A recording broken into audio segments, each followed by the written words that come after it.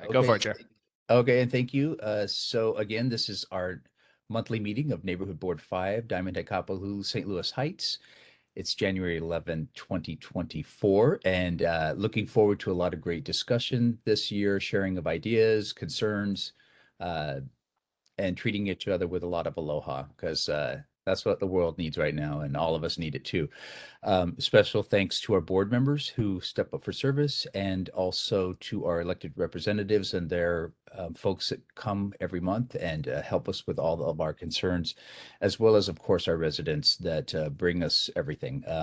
With that, like I said, you go to our website at honolulu.gov/NCO. You can find out all the materials that have been uploaded for this meeting and every meeting. You can find out resolutions that were passed. For this month, you can find out some of the resolutions that have been posted, as well as testimony and various pieces of information from government officials, etc. So with that said, I would like to give a special welcome to our first responders. And actually, before that, we do have a filling a board vacancy. So is there anybody who is interested in filling the sub-district 3? We have 2 vacancies. Is there anyone there in person or online who is interested in that?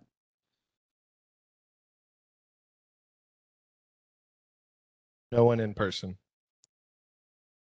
I do not see any hands online either. So let folks know that this sub-district 3 has a couple of seats available.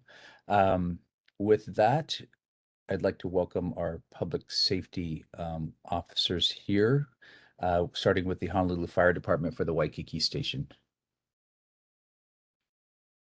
Good evening. My name is Kainoa Sato. I'm the captain at engine for the Waikiki Fire Station, 3rd Platoon. These are the stats for December 2023. We had 0 structure fires, 0 wildland brush fires, 5 nuisance fires, 1 cooking fire, 4 activated alarms with no fires. For emergencies, we had 76 medicals, 0 motor vehicle collision with pedestrians, 8 motor vehicle crash collisions, 3 mountain rescues, 1 ocean rescue, and 1 hazardous materials incident. Fire safety tip for this month is lithium-ion batteries. Lithium-ion batteries supply power to many kinds of devices, including smartphones, laptops, e-scooters and e-bikes, e-cigarettes, smoke alarms, toys, and even cars. If not used correctly or if damaged, these batteries can catch on fire or explode. Always follow the manufacturer's instructions. Only use the battery and charging cord designed for the device. Replace cords that are damaged, frayed, or sticky to the touch. Charge devices in a cool area with good ventilation. Do not keep charging the device or device battery after it has been fully charged. E-scooters and e-bikes should be only charged outdoors. Smaller devices should be placed on a hard, non-flammable surface when charging, never under your pillow, on your bed, or on a couch. Store batteries away from anything that can catch fire. And that's it. Thank you, Mr. Sato. Is there questions for Honolulu Fire Department in person? And any folks online?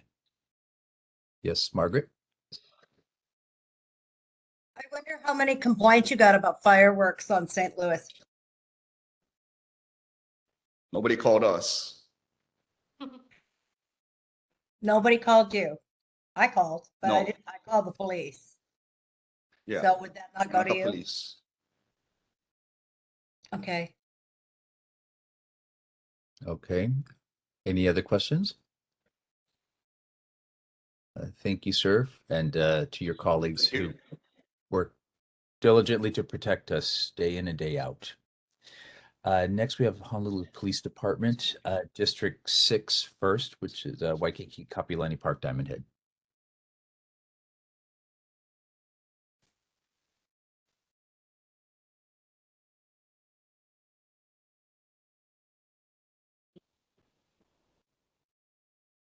Is anyone there in person, Dylan? No. Okay, maybe they will come a little bit later, so please let us know. And let's move on then to District 7, Diamond Head, Kapalulu, St. Louis Heights, East Honolulu. Good evening, Lieutenant Thompson for District 7. The total calls for service for the month of December, we have 6,355. Motor vehicle thefts, we have 8 reported, 3 burglaries, 14 theft cases, and 12 unauthorized entry into a motor vehicle. Home security tips will be our tips for the month. Always lock all exterior doors and windows before leaving your house, even if it's for a short trip. Make your home look occupied by leaving on lights and radios and make it difficult to break in. Don't tempt a thief by storing lawnmowers, mopeds, bicycles, surfboards, or any other valuables in sight. Never leave notes on your door such as gone shopping. Mark your valuables with your driver's license number or other personal identifiers with an engraver, so it'll make it easier to recover if they're found. When moving to a new home, have all locks changed. And there are other tips that you can be found on our website at honolulupd.org. That's all I have. If you have any questions.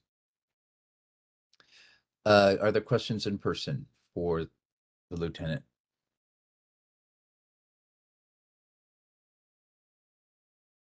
And questions online? Lieutenant, I did have a question. Last month we heard about swastikas being painted and in parts of our neighborhood, and I heard that one of those was right across from Safeway on I guess it was the Verizon building. I don't know if there were others. Do you know about that? And how are those being investigated by the police department that you know of? And finally, is there any connection between that and the toppling over of the Gandhi statue in the park, which, in hindsight, maybe these might be somehow connected. At the time, HPD said it blew over in a storm, but these are really heavy brass objects that were cemented. And I heard there was a number of those cases also in the mainland that happened at. And I just wonder if there's some insidious, just hate groups that are running rampant, are just expressing themselves at all in our district and neighborhood. Yeah, I'm aware of the ones that popped up in our district. I don't know if there were any leads on those. They're investigated like any other crime. If they look for, they can find witnesses or video, security video evidence to help identify the people that do it. I'm not aware of the Gandhi statue being pushed over and if it's related to any of that, but I'm aware of those swastika stuff popping up all over town. But I don't think they've arrested anybody or identified anybody responsible for that.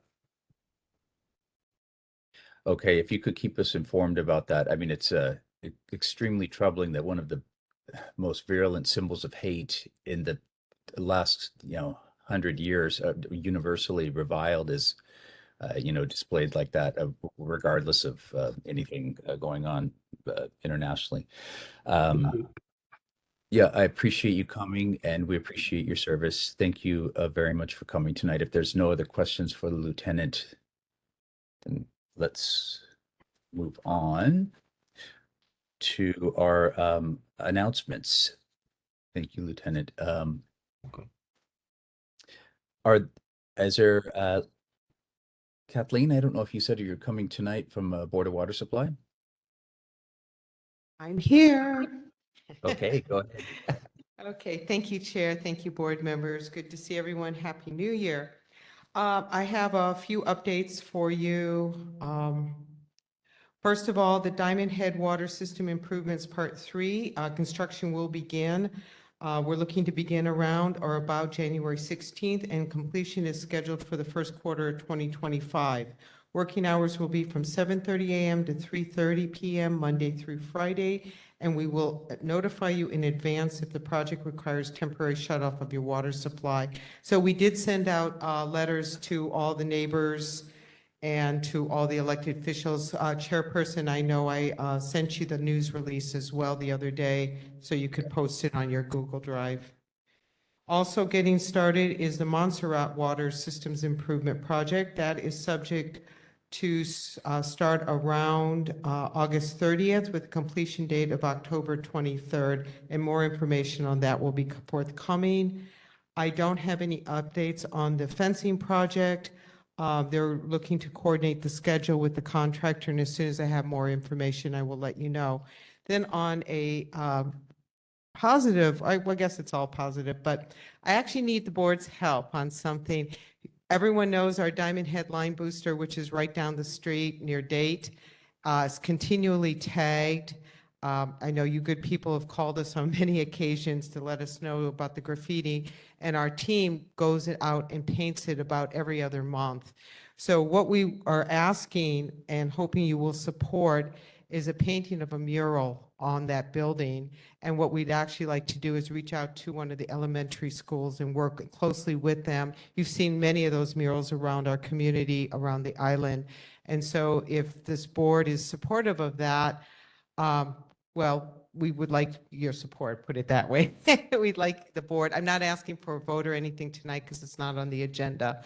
But, you know, if you have suggestions on which school we should work with, please give me a call. And we'd like to involve you and a community school. So thank you. Open for questions. Okay, thank you, Kathleen. Are there questions for Board of Water Supply in person? Yes, this is Arlene Velasco. I just have a quick question. What's the address of that the street and intersection of where you want the mural? Oh, it's right here on Kapahulu. You pass the building on Kapahulu all the time. It's literally a block west of here, Okay. north of here, whatever Okay. that direction is. I'll check it out. Okay, thanks, Arlene. Other questions in person? Or online? Yeah, Kathleen, I just had a question about that. Yeah, the tagging is out of control these days. Do you know if Board of Water Supply is also responsible for the wall then that goes around that station, because it's also tagged on the backside and I believe that's actually what we're talking about is the wall. Oh, the wall. Okay, the retaining wall. Yeah, I believe that's what that constantly gets tagged. So yeah, I think it might be also on the inside of the chain link fence. could But be too. okay. Well, we will take that under advisement. If you have some examples of maybe things that have been done elsewhere, that might be useful for us as well. Well, a lot of the schools, I mean, even in your own community, have beautiful murals. They've been done in partnership with various artists and Yep. usually tell the story of the community. So that's kind of what we would be looking at. Okay. Something that would fit within your community that is meaningful to the people here. Okay. And are you finding that's reducing the tagging in the other places where that's been installed? As far as I know, where I've seen murals installed before, people don't tag. They generally don't tag out of, I don't know whether it's out of a sense of respect, but it really does seem to work to reduce that. Okay. I noticed some of the boxes and the utility boxes in Kaimuki that have been painted up, they've actually gotten tagged, and I think that's not very yeah, well, Sad. anyway. Yeah. Yeah. Okay, well, thank you so much for your service and for coming, and we hope you're going to have a wonderful 2024 as well. Thank you. Thank you. Aloha. I did hear from Dean Hoshiko tonight. She could not make it, and she said that she had put her report in the Google Drive. So if there's anything there that should be referenced, I will give a heads up that next month we will have a presentation from it's going to be essentially an agent of Verizon they're going to be installing some small cell towers to blanket the KCC campus. They're very short range towers. So if you know folks that are interested in that, there'll be a presentation next month on that. So and Dean Hoshko said in February she wants to include the people who conducted the Action 15 survey. So if you all remember what that was, then great. And we'll hear more about it in February. Are there any public announcements or notices? I know we have someone there who's going to be telling us about a fun run.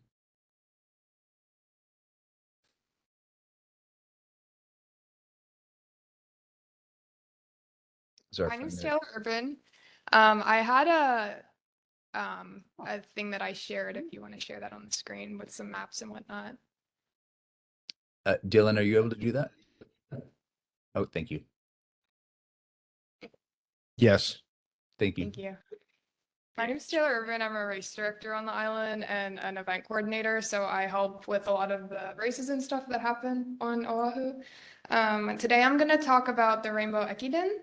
We haven't done this race in a few years, but we used to do it before COVID happened. But now it's been a break. This map is going to show some of the different traffic redirections and whatnot that'll happen on that day. Yeah, so the race is going to be on March 10th. I wanted to come as early as we could for the board meetings in case anybody comes up with any questions or anything or a bunch of concerns. I'll happily come to the next meeting. I live in Diamond Head, so it's very easy for me to come here, very convenient. Yeah, so this is a relay race actually. An Ekiden is a Japanese kind of relay race. There will be teams of 3 to 5 individuals that can, they start at Kapulani Park, and then each person will run up to the second lookout on Diamond Head. And then it's the Amelia Earhart lookout parking lot. And then they can turn around, and then that's one loop. And that loop is a 5K.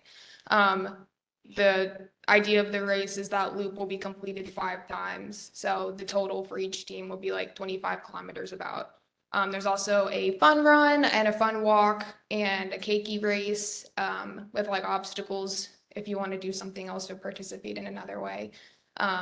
It's a big just community event. There will be a lot of entertainment and whatnot at the venue. I really do want to focus on the traffic situation.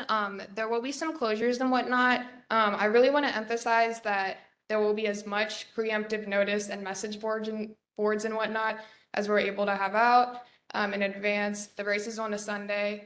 And then I know we start putting out signs and whatnot on the Thursday before. There's also going to be a plethora of HPD out and about. And just barricades and signs and everything.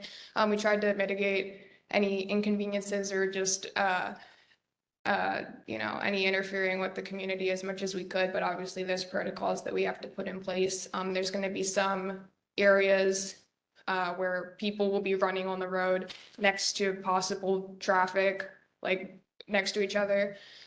So those are important areas to take note of. But we should have barricades in between those kind of areas and whatnot. The only traffic kind of in and out past Kalakaua will be after the fountain will be local traffic coming in and out. That road's going to be closed. Diamond Head Road, Mackay will be closed. Yeah, those are the big points that I think are important to note for now. Everything else, there should be a bunch of signage and whatnot. And also all my contact information is up there and hopefully should be in the drive. I have a lot of maps and stuff that I made, so hopefully you can look at that as well. But I'm also happy to answer any questions or anything. And I hope if you're interested that you participate. Yeah. Okay, thank you. And are there questions in person for the Ekiden representative?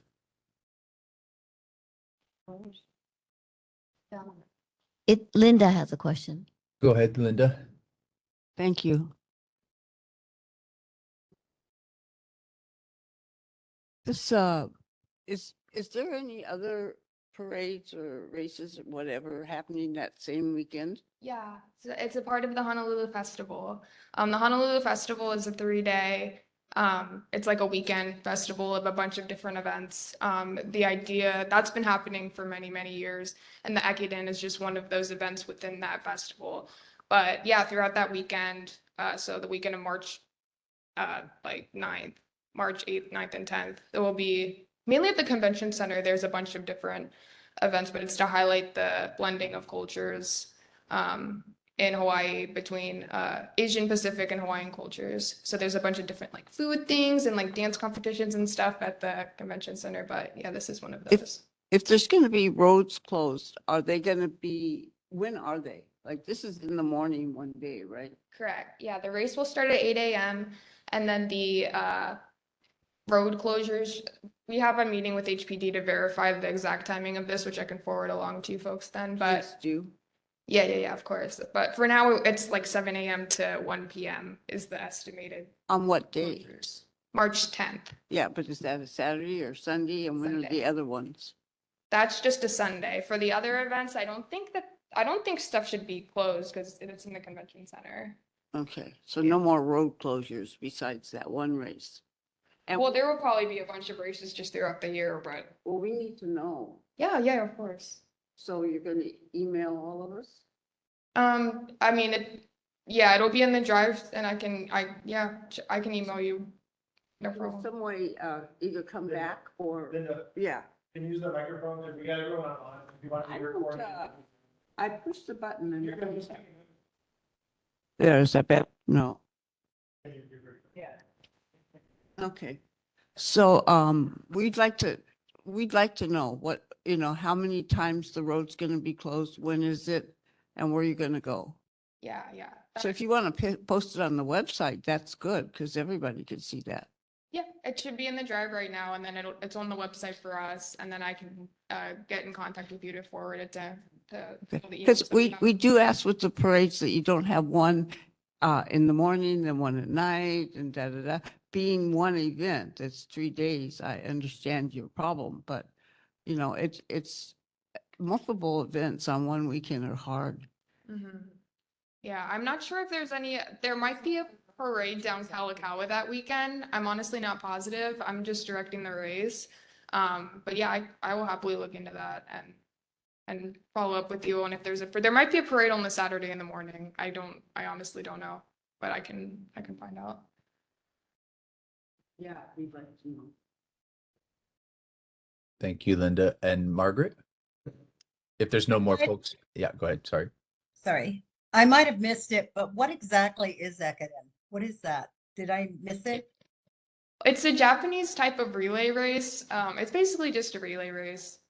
It's supposed to go along with the theme of the blending of Asian and Pacific cultures with in Hawaii. But yeah, it'll be a relay race, teams 3 to 5, and then I just think that we have too many races and parades and block parties and, unless it's really important, like the marathon or half marathon or something like that.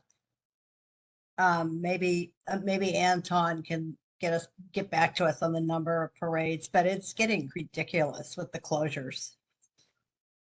And even the restaurants are complaining because they are having their patrons, when they find out that there's something going on, they're getting cancellations on their restaurants from local people. And it's too bad you guys can't coordinate a little bit better and leave parking open for people, at least some of it. like is there a specific parking area at all that you're concerned about? Well, my complaint has been the Art in the Park closing off all of the coning off all of the parking meters, well, probably 25 of them at least, and they're only used by permit for the people, the vendors, for loading and unloading. So when they unload their goods in the morning, and it's a really great, it's a really great show. But locals, but then they have to leave and go and park at the free parking across the street on the beach side. And they block off all of the rest of the parking. There's no parking for locals. They don't leave anything open. And then they've got a policeman there to ticket you, and they've even towed people away. On So, Kalakaua Avenue? Is that what we're talking Yeah. about? yeah, It's metered? the Art in the Park that's there like probably every other weekend. And it's Mhm. really a great show. And I'm Mhm. sure that local people would love to.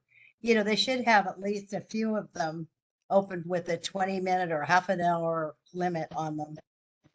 That somebody can pull in, but they block them all off and they ticket people really fast and tow people fast too. And then you see all day long, those parking spots are vacant. This is Arlene, the vice chair. We have a 2-minute limit Okay. on all our presentations, and we're starting to run late. Thank you, Arlene. Yeah, and I think it beyond the purview of this young lady who's telling us about the Ekiden. So, but appreciated, and we can bring that up later with others. So yeah, if you're able to come back next month, we welcome you just for a refresh as well. And thank you for giving us the 411 on that. And thank you, Arlene. Next we have, are there any other public announcements like fun runs or the like?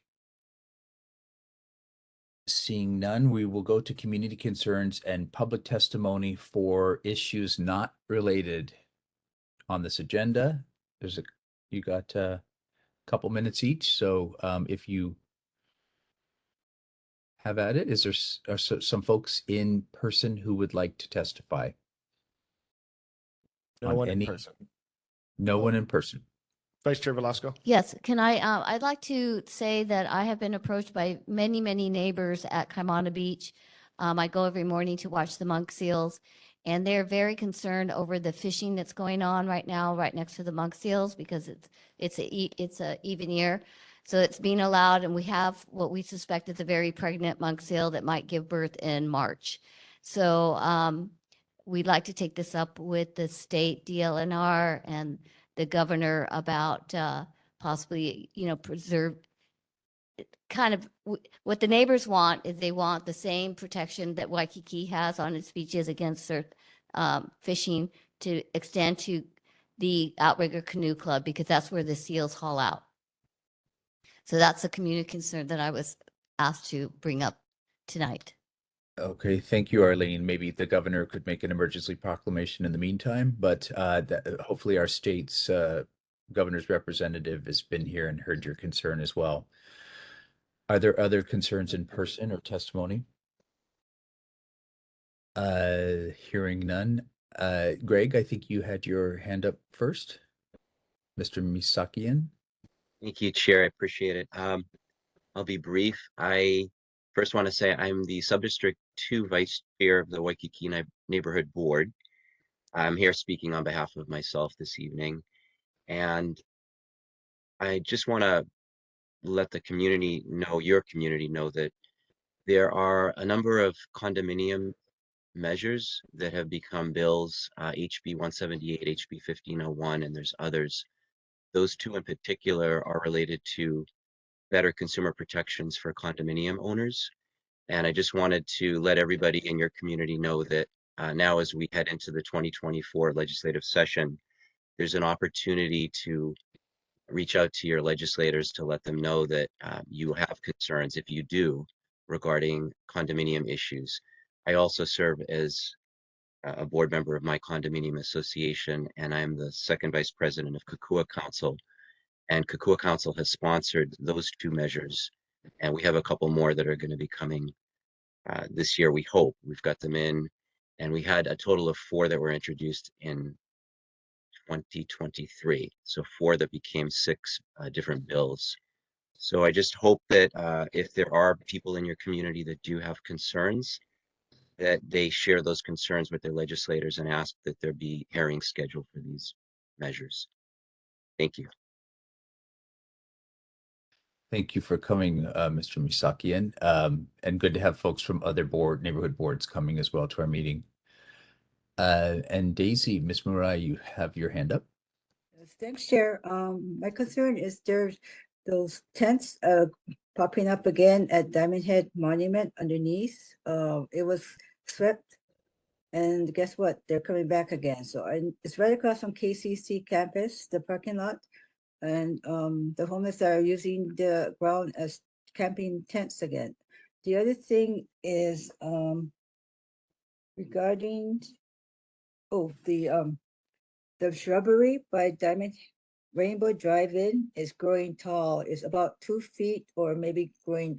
It grows so fast, so it needs to be really trimmed again. Luckily, there's no homeless hanging around, but they'll come back again and then cause more trouble, because I think we were in the news regarding homeless, etc., attacking or making trouble to business establishments.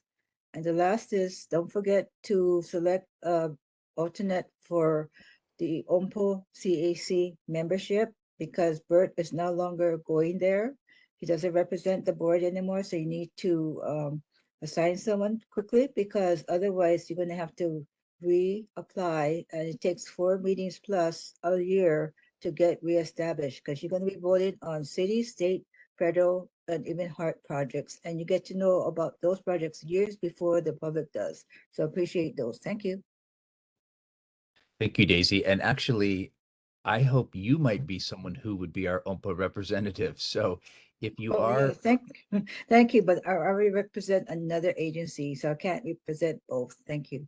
okay, if you have And some I'm not suggestions. sure if you have to be a board member or not, but you can check with Samantha Lara at the OMPO to see what the qualifications, if you can appoint someone else. Thank you. Okay, and if someone has a particular interest in that, yeah, absolutely. Like Daisy said, you have a heads up years in advance. And Margaret's asking, what is OMPA? So Daisy, if you could put some information about that in the chat, that would be great. But essentially, Bert used to do that, and it's the Metropolitan Planning Agency organization.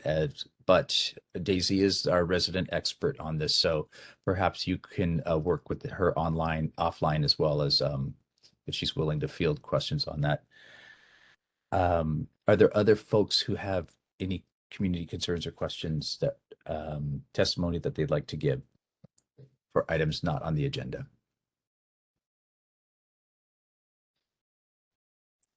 Seeing none and hearing none.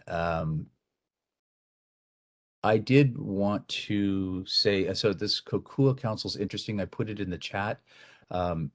Maybe we can all learn more about that, but I was talking with a couple of our board members about doing something like I've mentioned it before in Kokua Kapahulu or Malama Kapahulu or as Malama Diamond Head, something like that, where we can go by granularly and find out where the issues are in our neighborhood, whether it's spray paint or needing more trash cans or filling in a tree and that sort of thing. So if there's people who are interested in doing that, engaging the Boy Scouts, the Lions, the Kiwanis, the Baptist, whoever, please let me know for something like that. And maybe we can have a presentation about groups that are doing something similar. If you know of something like that, I know AARP has a walkability audit, but working with the city so that hopefully we could work with Mr. Crucky's office directly as a liaison and sort of ombudsman to reach out to the rest of the city and bypass any bureaucracy to have solutions really quickly to help things. I noticed like there was a dumping ground on Date Street. Someone just decided to dump the entire contents of their apartment on both sides of the street between the house that's still burned down, waiting to be torn down, and near the high school and the end of the high school. Anyway, it's just something where we can learn to, to Kokua and Malama our neighborhood again and get involved and make those small things and meet people, get out and have some fun. I mean, it's having all to be, heavy. Anyway, I just wanted to throw that out there. Please contact me if you're interested or you have more information or know of another group that does that, etc. Tonight, we are fortunate to have Mr. Kuhio Lewis here, who is chair of the Council for Native Hawaiian Advancement, to talk about the Kilohana experience at the Waikiki Shell.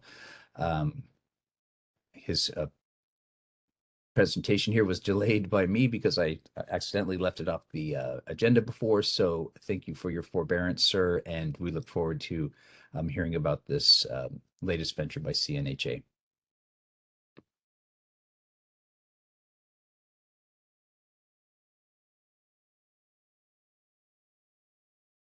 Yep, go ahead. Aloha mai kako, Chair, esteemed neighborhood board council members. Ke aloha nui a oko, mahalo nui ke hui ana. E leo aloha hoi ke ia oko, mai ko mako lunahana, oi hoi o Kuhio Lewis. Greetings to you from our Council for Native Hawaiian Advancement. I have the distinct honor of walking us into the sharing that we have prepared for you this evening. And if you would just indulge me for a moment, this brief introduction is quite a personal one because there was a time when, before Kumuhina, my name is Hinalei Moana Wa'ankalu, otherwise known as Kumuhina in the community. Before there was a Kumuhina attended school at Kamehameha and also the University of Hawaii at Manoa. And we learned about culture. We learned about things that would make us Hawaiian. And I remember being 18 years old and being a part of the Royal Hawaiian Dance Company at the Royal Hawaiian Hotel. And after the courses that I took in Hawaiian Studies, after 2 years, I said, I need to get out of the tourism industry because I felt that it took more from our Hawaiian community and culture than it was replenishing. And so I ended up feeling, I felt some kind of way for a long time about it. But now at age 51, going to be 52, it is a great honor and a great pleasure to be a part of Council for Native Hawaiian Advancement and our efforts to not just be in the Hawaiian community and to demonstrate, to protest and to rally and to do all of these things because it's not productive. And so now we get to finally be a part of bringing not only for the benefit of our Hawaiian community, our culture, our history, and our language, but we get to bring into the fold everyone who lives here in Hawaii, especially on this island of Oahu, and for all the visitors that will target our beloved islands as their vacation destination. And so we have carefully thought out and planned how could we best bring elements of our culture, the highlights, the finer points of that which we as Kanaka celebrate. And I don't think that everyone who lives here in Hawaii gets a chance to do that. Unless you are a part of a circle of halau or other Hawaiian folks, you may never ever really get to see and hear and be a part of Hawaiian culture and language. And I'm not sure, but I could ask the rhetorical question, how many of you have ever really thought of how and why is it that we live in Hawaii, but so little is actually Hawaiian? You don't hear it much, you don't see it much, and what you do and see here is actually rather token.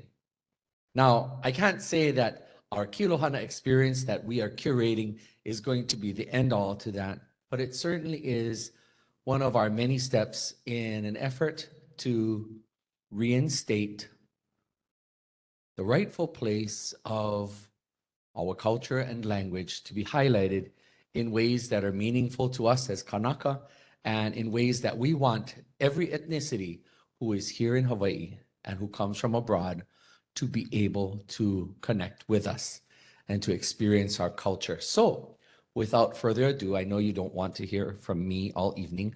I would like to direct, where is my colleague here? Please allow me to introduce Mr. Daniel Ito to continue on with this presentation.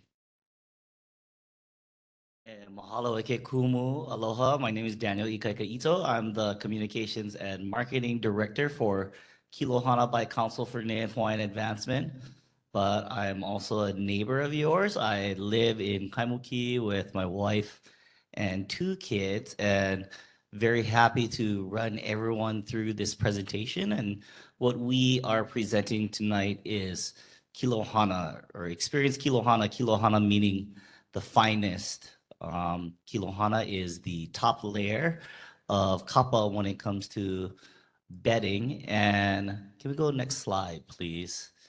What we're really trying to do is to bring back an authentic Hawaiian hula experience to Waikiki Shell, very similar to what many have known as the Kodak Hula Show that I believe ended in 2006. So we were all in this room old enough to remember what that was. And this is a hula show that is complimentary that will run from Sundays through Thursdays, 9:30 a.m. to 10:30 a.m. Next slide, please.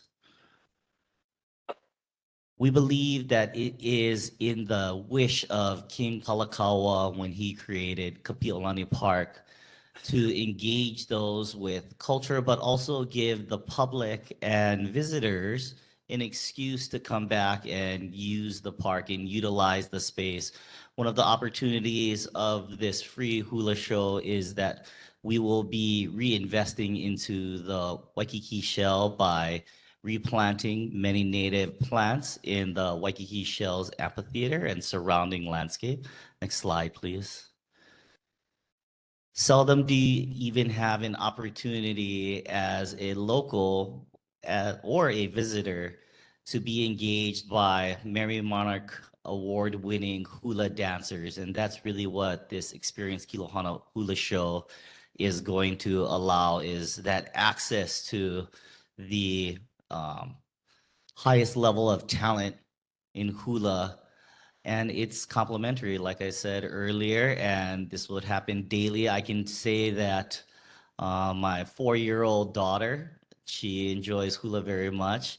And if it's not in a retail setting, it's something that most likely I have to pay for as a father to have her experience hula. And when we do attend a luau or we do attend a show at a resort or hotel, seldom is the hula experience authentically Hawaiian. A lot of times, you know, it may have a fire knife dance or a Tahitian dance. And while both of those cultural practices are very beautiful, as a Kanaka Maoli and a father, I feel like it's so important to allow my daughter to have that authentic experience of this place. Next slide, please. Just looking at time right now, we might have time for a few questions. Any questions, concerns, anything you'd like to say, Kuhio? Hello, everyone. Kuhio here. I just wanted to add to the presentation and might have been lost, but Kilohana represents the finest of Hawaii. And so what we plan to present to our visitor industry, even an opportunity for our local community to engage in, is authentic, fine performances and sharing of our culture and art. It won't be boring. We'll make sure that it's lively and that it's a good representation. There's always a balancing act between show business and culture. And so we hope to find the apex to bring the two together. I do want to say that we're planning to make an announcement formally next week, Thursday. And this show will start February 15th. We have an agreement with the city and county of Honolulu. It's a revocable agreement, but it allows us access to the show during those days that was shared earlier. We are doing everything we can to minimize impact to community, to the residents of the area, utilizing public transportation, promoting that transportation method. It's walking distance, so encourage them, provide directional maps. So we believe the impact is minimal. We don't believe that this is something for the visitor more than anything else. Of course, residents can come. So as far as parking, which I know is a concern for residents, we're going to do all we can to minimize that and target the audience here, which is our visitor industry. And this is part of, this new, CNHA just got to the table with tourism. Everybody's wondering, what the heck does that mean? What are you bringing to the table? And so I think what you're going to start to see are these authentic experiences that local residents can appreciate and visitors can enjoy. And with that, happy to answer questions. Yes. This is Arlene Velasco. I really think it's going to be a wonderful experience, and I really look forward to it. I live actually like a block away from the Shell. So my only concern that I have is the elementary schools and their start date times, because it's very, very congested in that area between like 7:30 and 8:30. And I'm concerned that if you start at 8:30, that you're going to run into that really heavy congestion. Yeah. So I don't know, have you talked to the principal at Waikiki Elementary? It'll start at 9:30, so it's a little later, but Okay. we will monitor this too. Like if there are changes that need to be made and even timing, we'll make those adjustments. Okay, all right, 9:30 is probably great. Okay, thank you. Are there other questions in person? Yes, I'm Linda Wong, head of the Diamond Head Subdistrict of this neighborhood board. And I would like to welcome you and see this movement towards Waiana is very important. I've been going to the Merry Monarch since the early 70s. So I really appreciate it. And that should be, to me, foremost of what's going on, to have some authentic, the aloha. So I'm really great to see this.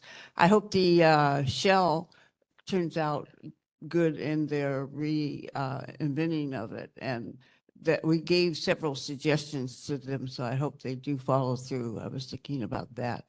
But, and good to see you, Hina. Yeah. I imagine most of us are really gung ho with this and appreciate what you're doing. So thank you. Appreciate that. Yeah, we're hoping the shell doesn't fall apart on us too. But you know, we'll help them fix it if we need to. I just want to say that the difference, the dividing line, the boundary from White Board and Diamond Head is Kapahulu. So it's not actually the Waikiki shell. And I know they have discussions now about renaming it the Tom Moffett, you know, and I'd like to drop the Waikiki part. The dividing line Avenue. So it's not in Waikiki. So, and then I'd like to see also what, I'm going to talk to Sweetie Moffett and see if what she wants on there. Because I don't think that all that wording is necessary. So I feel like, yeah, get it back to local roots. Mahalo. Yes. Mahalo. Are there other folks in person who have a question? Hearing none, I think Margaret, you had your hand up? Is there a charge? No, it's free. That's good. And Ms. Metzen?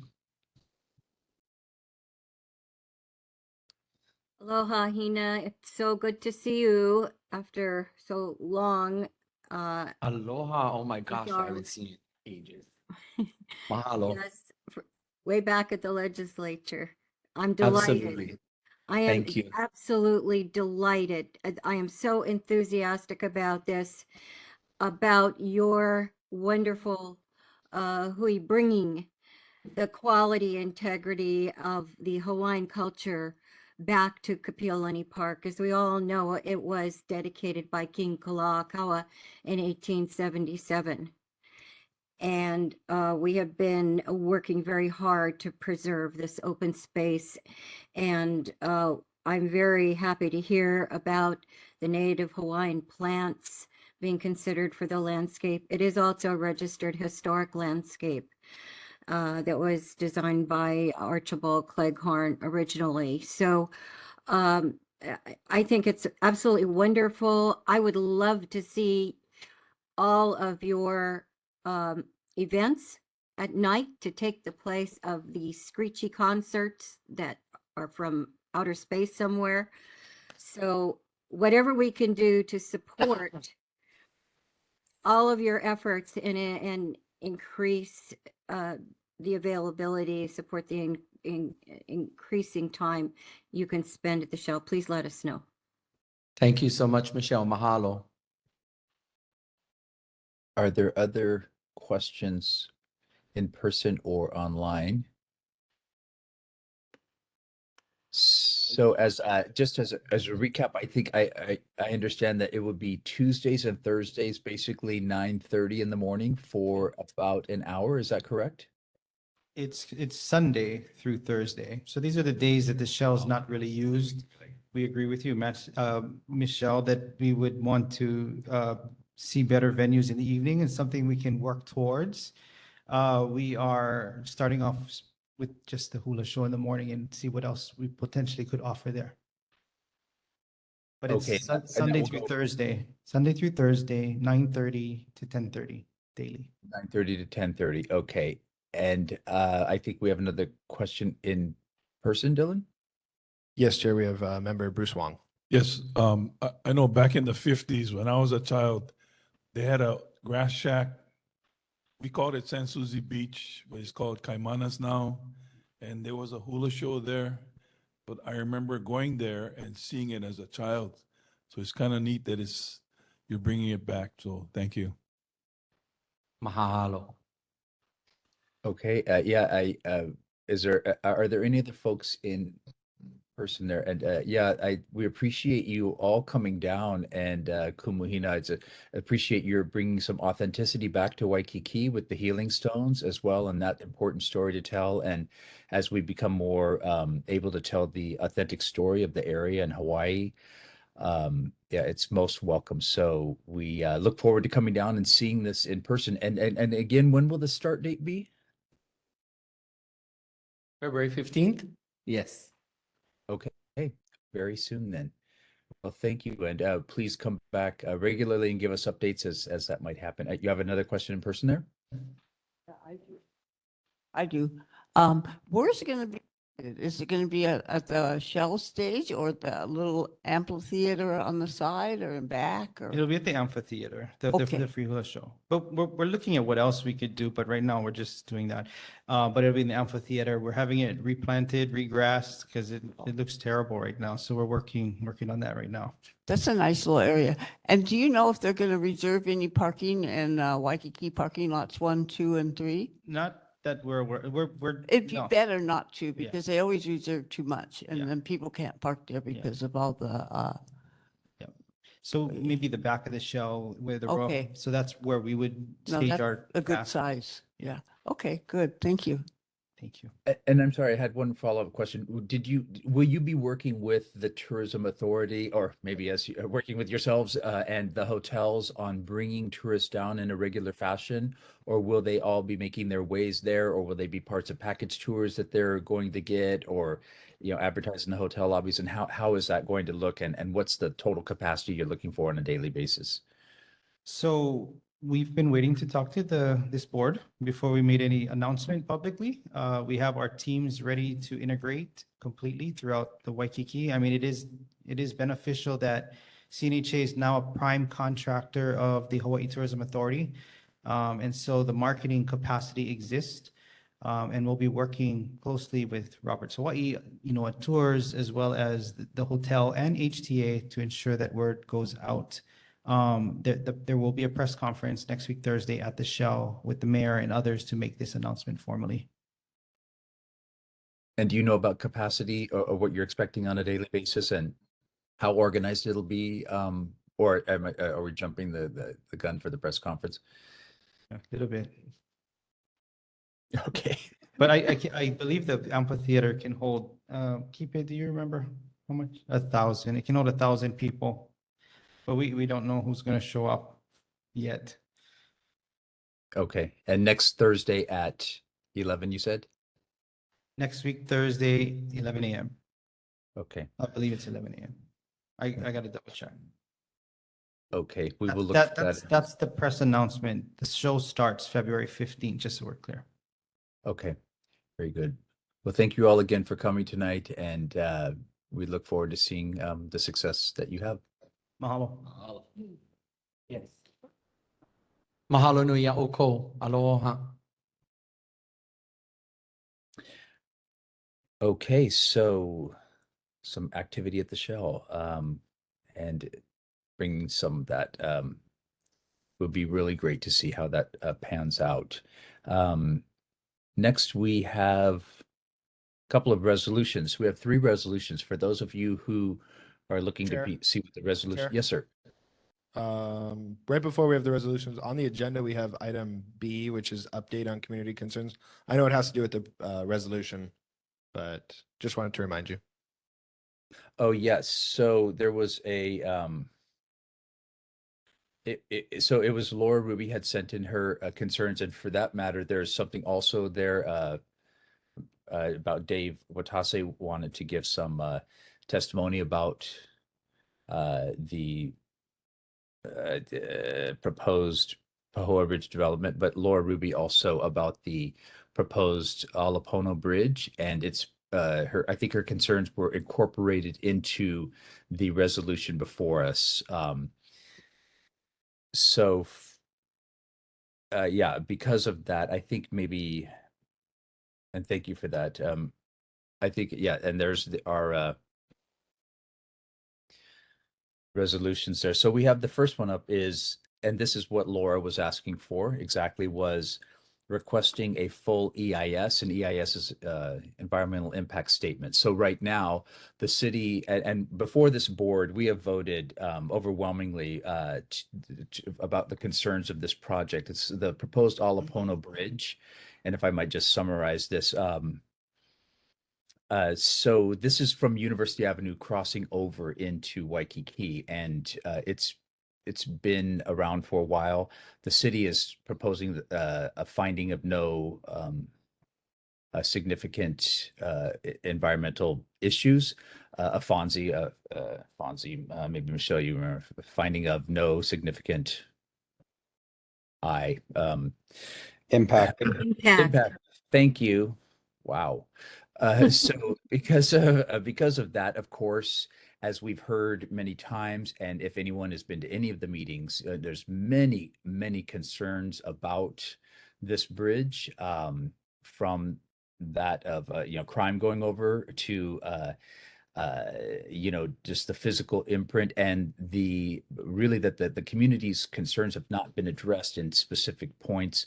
But I think for many of us, that also it's just the egregious height of this building. This is 180 feet high bridge span going over the legally protected scenic view plane of Diamond Head.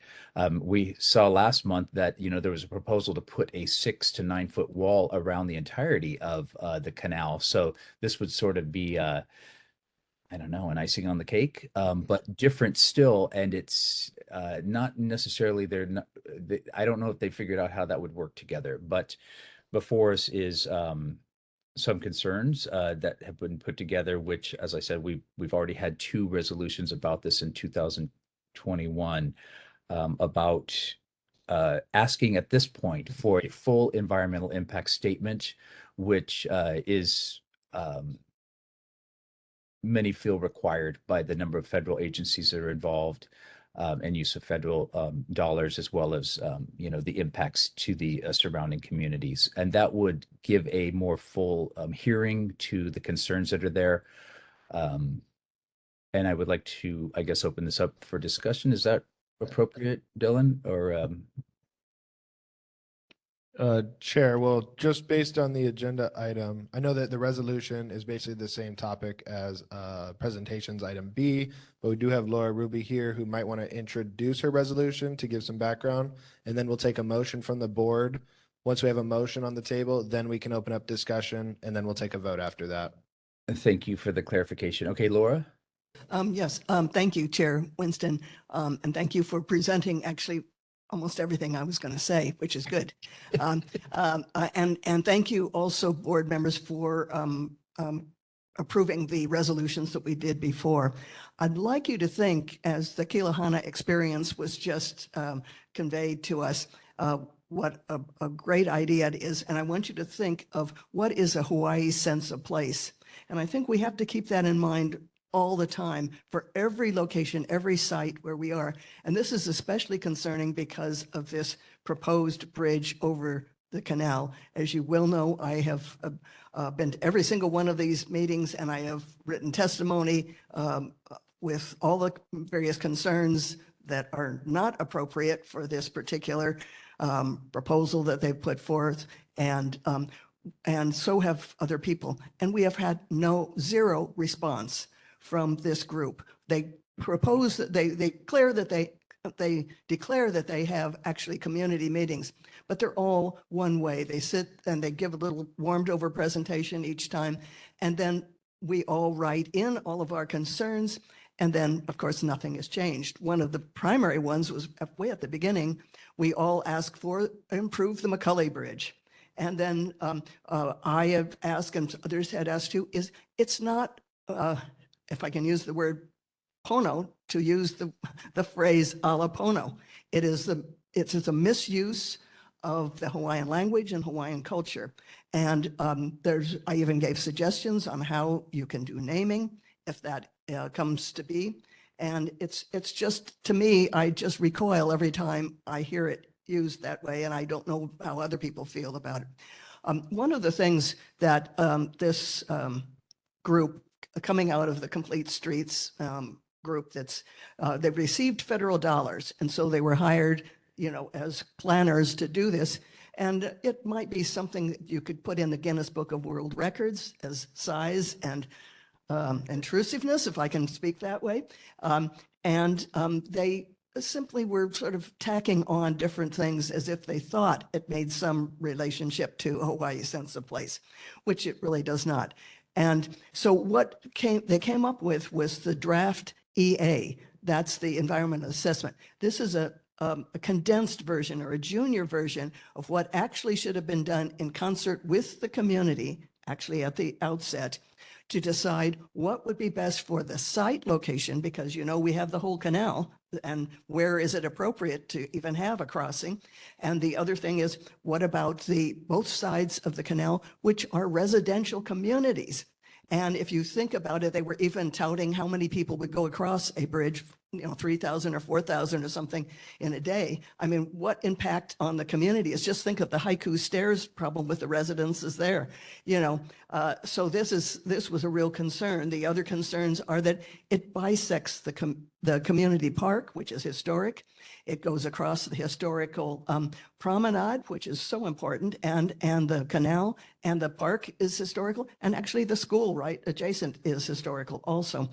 And so we have a lot of concerns that the community really would have wanted to have a say in it, but we absolutely did not get any at all. The full EIS will allow that full exploration, and it's, if I can remember the quotation of it, it's actually environmental, but what it is human environmental as to the cultural, social, historical, I must have forgotten a few things, but it's all of those things that make up what is a community and the community concerns.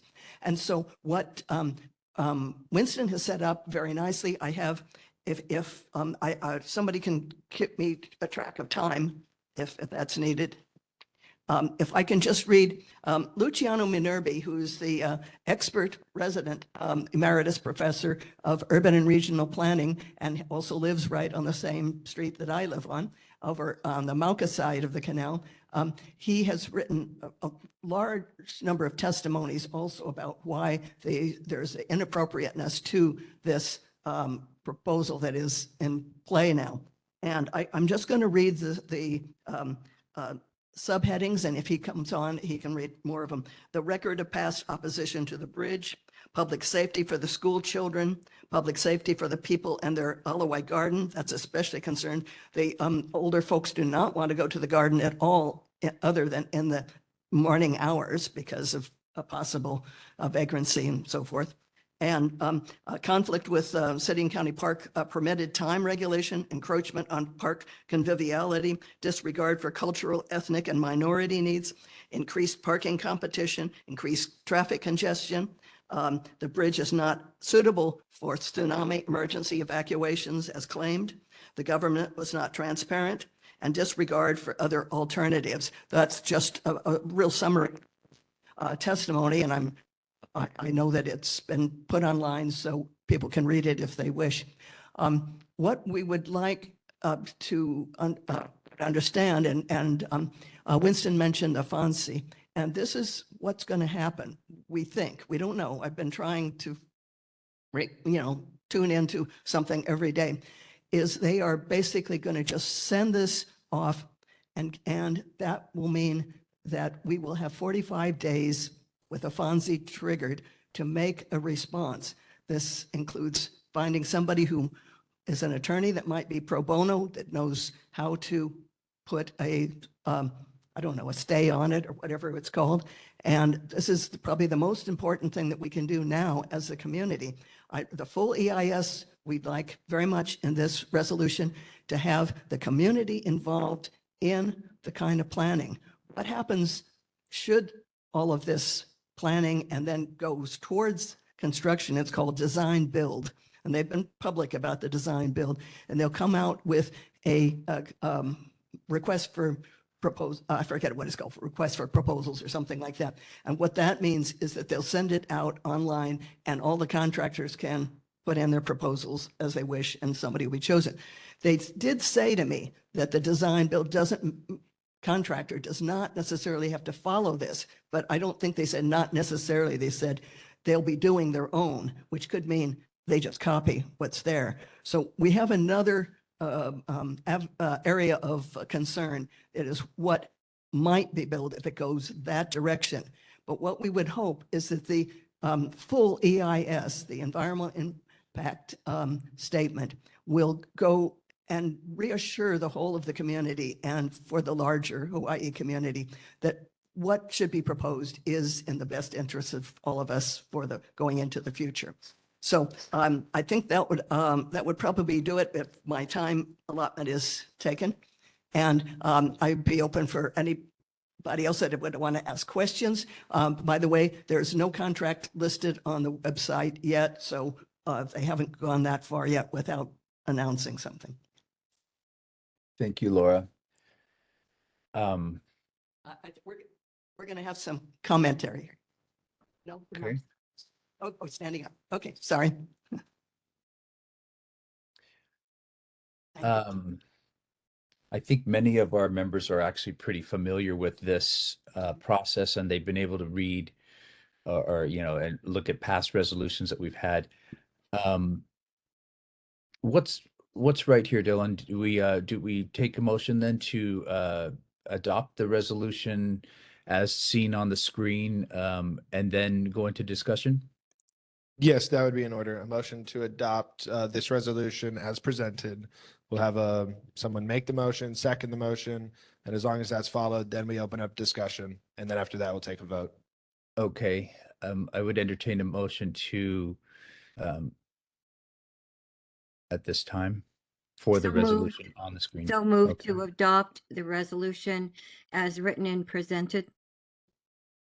On the screen. Okay, the resolution relating to requesting a full EIS for the proposed Alapono Bridge for preserving and protecting the historic Alawai Canal and its significant view planes from obtrusive visual and structural impacts. Okay, is there a second? I second. Arlene Velasco. Thank you, Arlene. So we are in discussion. And Ms. Mattson, I think you have your hand up. Well, I'd just like to mention that this is a very comprehensive and well-crafted resolution.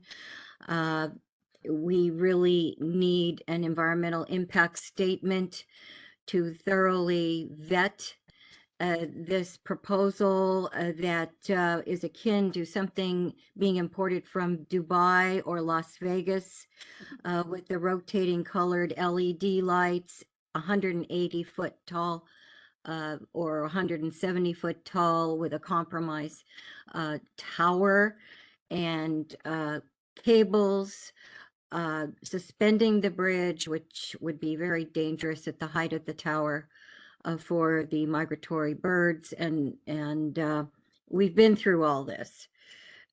This is a no-brainer. An EIS should have been the first thing done with any money, federal or local. And it must happen. And I fully support this resolution. Thank you. Thank you, Michelle. And Greg, I think I saw your hand up next. Thank you, Chair. I just want to comment. Yeah, I was obviously at the meeting on the second Tuesday, or this past Tuesday, for the Waikiki Neighborhood Board. I'm the one that actually sponsored Laura to bring her to that meeting. It's interesting. I'm just going to mention it here, but I'll circle back to the NCO later. The way it's on your agenda is the way it should have been on our agenda, where there's a discussion separately and then the resolution separately. But it was placed on our agenda in a different way. And we had very limited time at the end. In fact, our meeting was cut off and we didn't get to finish the meeting. So I'll just briefly say this. I've owned my property here since January of 2019. And I moved here where I live. I live at the Keone Ana, which has the proposed bridge site in my view plane from my apartment. I'm on the 11th floor, which is technically the 15th or 16th floor, depending on what you consider our garage levels. And I moved here in September of 2020. And I didn't know about this bridge until I was on the Waikiki Neighborhood Board sometime after January of 2023, when I took an open seat. And so if we look at just chapter 343 and we look at the requirements and we talk about outreach to the community, it's very concerning to me that I did not have something mailed to me or that I didn't see it on the news. I'm a very active person. As I said, I serve on 3 boards, very active in the community, and I wasn't aware of this bridge until I was on the Waikiki Neighborhood Board. Very disappointed in my board, and I don't want to admonish them here, but I'll just say that we didn't have an opportunity, and Laura unfortunately didn't seem to have a proper opportunity to speak. And that's happened a number of times at my Waikiki Neighborhood Board meetings. I will address that with the NCO going forward. But I just want to say that I do support the full EIS. I have an engineering background. I used to work in the defense electronics industry also. And when I read things, and I've read the close to 1,000-page draft EA report, I didn't read every word, but I gleaned through most of it. And I'm looking at chapter 343 and I'm understanding the laws, and I do have a pretty good grasp on understanding laws and statutes. I feel strongly that this is required. So I will be requesting that we bring it back to the table in February. We also have some issues that weren't addressed properly with the agenda, and actually even public testimony not even being stated in the paragraph that was omitted, as you know, how you submit public testimony for our Waikiki Neighborhood Board agenda. So I'll leave it there so we can move on. I know you've got limited time, but I fully support what Laura's doing, and I fully support the requirement for an EIS, an environmental impact statement. Thank you. Thank you, Mr. Misaki, and then for coming and explaining that that omission, obviously, concerning, but something that your board will need to deal with, and I'm glad that we got it right this time. And Daisy, I see your hand up. Yes, thanks, Chair. I also attended the Waikiki board, and unfortunately, they had their own opinions, which, you know, is their opinion. They feel the bridge is for their benefit, not realizing how it affects both communities. And don't forget, this is a complete street project. According to DTS director, there will be a full bicycle lane across the street on Alawai Boulevard. And this is part of the city's complete street for Alawai Boulevard, taking away a lane of parking. Don't forget, they're gonna have maybe 2 or 3 lanes for traffic. And maybe certain time, cars can park in 1 lane. And also they're gonna affect Waikiki. So think of what happens when you have parades or street closure. The thing is for footbridge for pedestrians and bicyclists costing $63 million. What would it cost to have one where you have motor vehicles? Would it be 150 million, 200 million, 250 million? You really need to think that 63 million for a simple footbridge is too much. Also, don't forget, Laura didn't mention this, but if we went to the park, the Alawai Park, where the Alawai School is, the trees will also come down or be relocated. So you're gonna miss a lot of the park's spaces. Park usage will be cut down. So these things all need to be in the EIS. Unfortunately, the city is not thinking that way. Think that they're gonna win because they want a bridge, because certain people, not the community, want a bridge. Thank you. Thank you, Daisy. Mr. Boydell, I see your hand up. Thank you, Mr. Chair.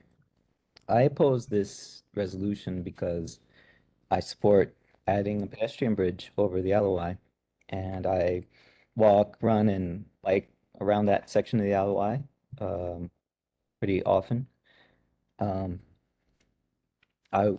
I think it would benefit the Kapahulu community to have that bridge there. It would be, especially, east of Kapahulu, it would be safer to use than for pedestrians than the Macaulay Bridge, and it would be more convenient. It would enable us to get more exercise, access parts of Waikiki much faster on foot or bicycle. So it's I know a lot of people would prefer a low profile bridge. And I would too, but I've been to many meetings about this bridge over the years, and I don't speak for the city. I'm not an engineer, but I think it was pretty clear they explained um, that they can't build a low profile bridge like the old ones that we already have because that would require putting piers in the water. That would interfere with the paddlers and with the flow of the LOI canal. That would require an environmental impact statement. And the mid-profile bridge I've seen proposed lately, that would have to have large anchors on both sides, which would cut into the Alloy Boulevard. There's no space on the Alloy Boulevard side, so they put a tower on the Macaulay side to support the bridge. And so I think it's better to have the bridge than not.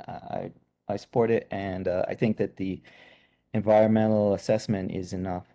We don't need to do environmental impact statement on it too. Thank you. Thank you, Mr. Boydell and Mr. Witzel. Chair, we have a in-person person who wants to speak. Okay, I'm going to go with Mr. Witzel first because I think his hand was up before I saw Dylan's. We can go in person first. That's fine. Okay. Hi, yes. My name is Andrew Perez. I am a local resident here, and I'm in support of the resolution for an environmental impact statement.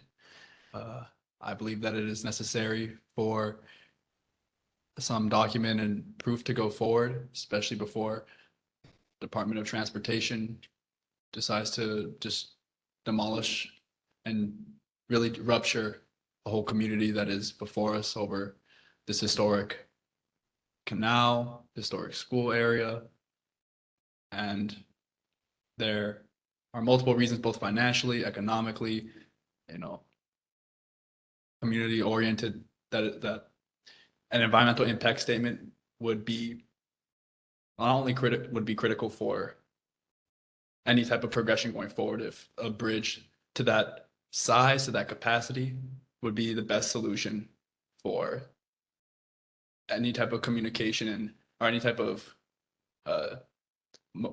walking or transportation, especially on foot and by bicycle in the area. So I'm in support of the resolution.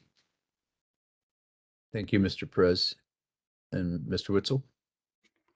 Thank you, Chair. I think there are sort of two different conversations. One of them is bridge or no bridge, and the other one is EIS or no EIS. And so this is just my personal opinion, but my concerns are not so much related to bridge or no bridge. That's a separate conversation. What I'm referring to here is just the idea of the resolution that's in front of us right now, which is EIS or no EIS.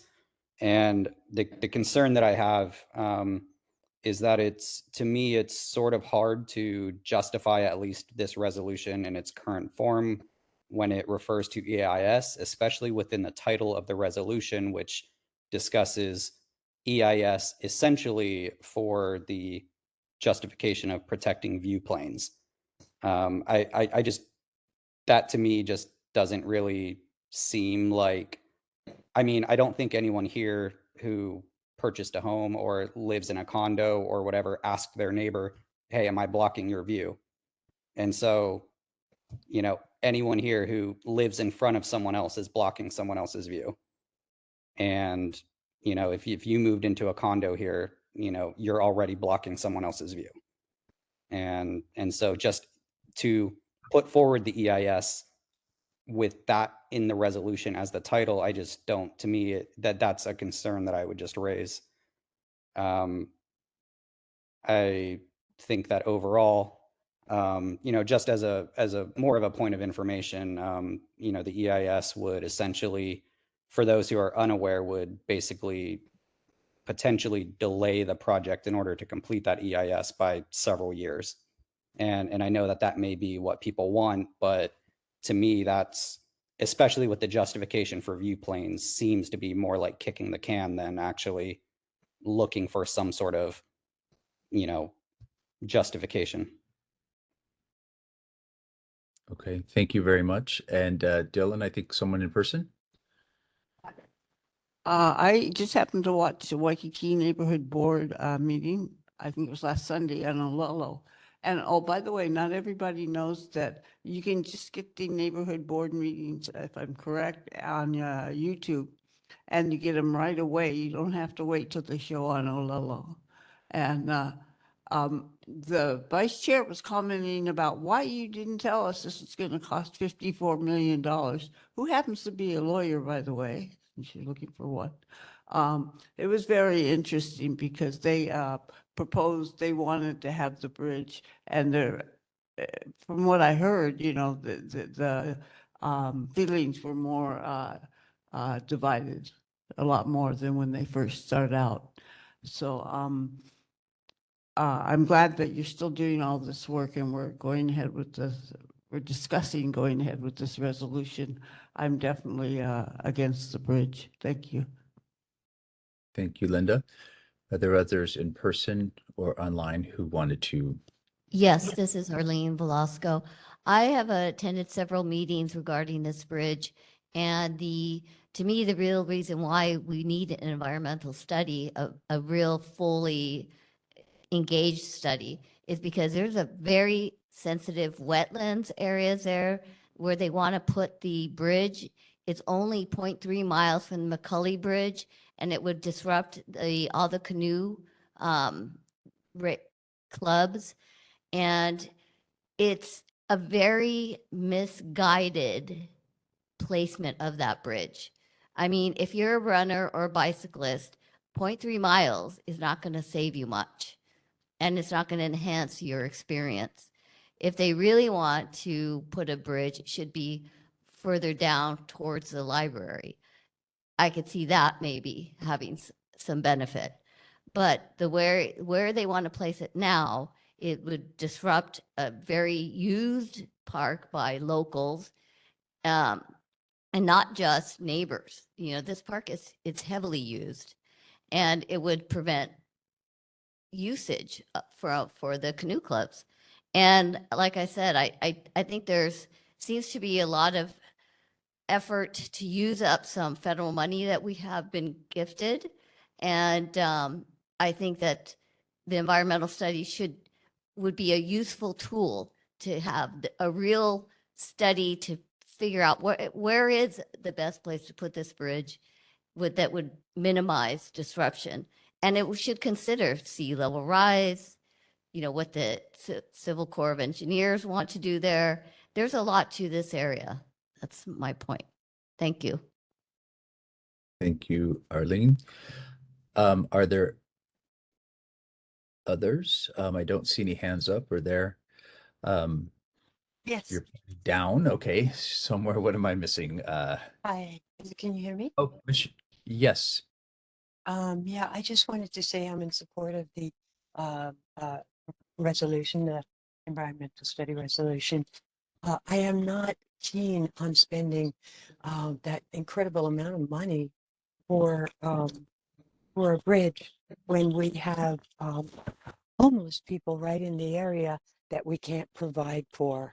The short-sightedness of putting in a bridge that doesn't have transportation of vehicles over it would defeat the process of evacuating Waikiki in the case of a big emergency. So I think that the solution to getting it easier for people to transit from one side of the canal to the other side of the canal could be the idea of, I think it's like on the way from Kaneohe, a little past Ka'ava, when you're going North Shore way, they put little steel bridges on the side of the new bridge that they built for the people to walk by more safely. And I think that would come in at a much lower cost, especially if you're talking about doing it at McCully. to disrupt the community even more with taking away small pleasures like our canoe clubs, like making it difficult for people to get their kids here and there. That is not a good use of our money. We can spend our money and our time trying to find a way that brings a little bit more old Hawaii to our very ravaged Waikiki, rather than putting up a big suspension bridge, which really all it does is yes, perhaps it gives a landmark for people to come look at, but I think that they would be saying the wrong things, not the things that we would want them to be saying, and it would hurt our local people. So do the resolution, but do try to think of a more stylistic approach. There are not that many more viewplanes to address the young man that just said, scoff, scoff. I don't think anybody cares about viewplanes. Yeah, we do. Most of us who can no longer see Diamond Head from where we live started with being able to see Diamond Head. I'm very strongly opinionated on this, and I won't go on, but I think you get the gist of what I'm saying. It's not a smart project. It's a waste of money that can be spent on things that are really necessary, and the solution for transportation can be handled by a much less expensive route. Thank you so much for listening to me tonight. And thank you. And can you give us your name for the record? Sure, I'm Carla, C-A-R-L-A, Bond, B-O-N, Wiegand, W-I-E-G-A-N-D as in Doctor, T as in Thomas. Okay, thank you so much, Carla. Thank you. And Aloha. okay, so we have I don't see any more hands are in person, and so of course I think there's things going on in the chat regarding this, but I would also just before we take a vote, I would like to say that from my point of view, we do need an EIS because there's so much confusion and unknowns about this project. There's so much opposition to it on a number of levels. But even that said, if it's something that we want, what's the rush for building a new bridge into Waikiki? The DTS had a very good plan that was cheap, a couple $1 million to retrofit the Macaulay Bridge, as the last testifier just mentioned. But yeah, the view planes are important to people, and this is a legally scenically protected view plane. This means people put thought and time and energy decades ago to saying we need to preserve these view planes in the same way that our neighborhoods are threatened with high rises that can just pop up, which is why we spend time on the PUCDP and that underlying zoning. Why the the fast tracking of development is a concern because it changes the very character and fabric and structure of our neighborhoods in ways that leave us feeling powerless and left out. And the fait accompli, saying here's your bridge and you will like it, is part and parcel of a lot of the things that come before this board. The DTS has had many opportunities to come before us over the years. I only remember them coming once, and that was when they showed us an initial plan of this, and please correct me if I'm wrong, of a low-rise bridge that was going that they were planning initially. And then this thing came out. I suggest for those that may not be as familiar with it as they might be, to go in and look at, as Mr. Misakian said, the 1,000-page draft environmental assessment. You have 1,000 pages of something where you're not finding any significant impact. It's 1,000 pages long. That's pretty long to say there's no impact. The testimony of at the meetings, as he said, he didn't know about it. I think that there's many people that have no idea about this project. It's not an emergency to build a bridge if one decides to go up, but certainly an EIS simply clarifies the need for the bridge, the location for a bridge, if there's one at all, the design for a bridge, how to mitigate impacts. Does it even fit in with the U.S. Army Corps project? So many unanswered questions. I don't think the money's going anywhere, but it seems many ways a solution in search of a problem. And Ms. Matson, you have something short to say before we vote?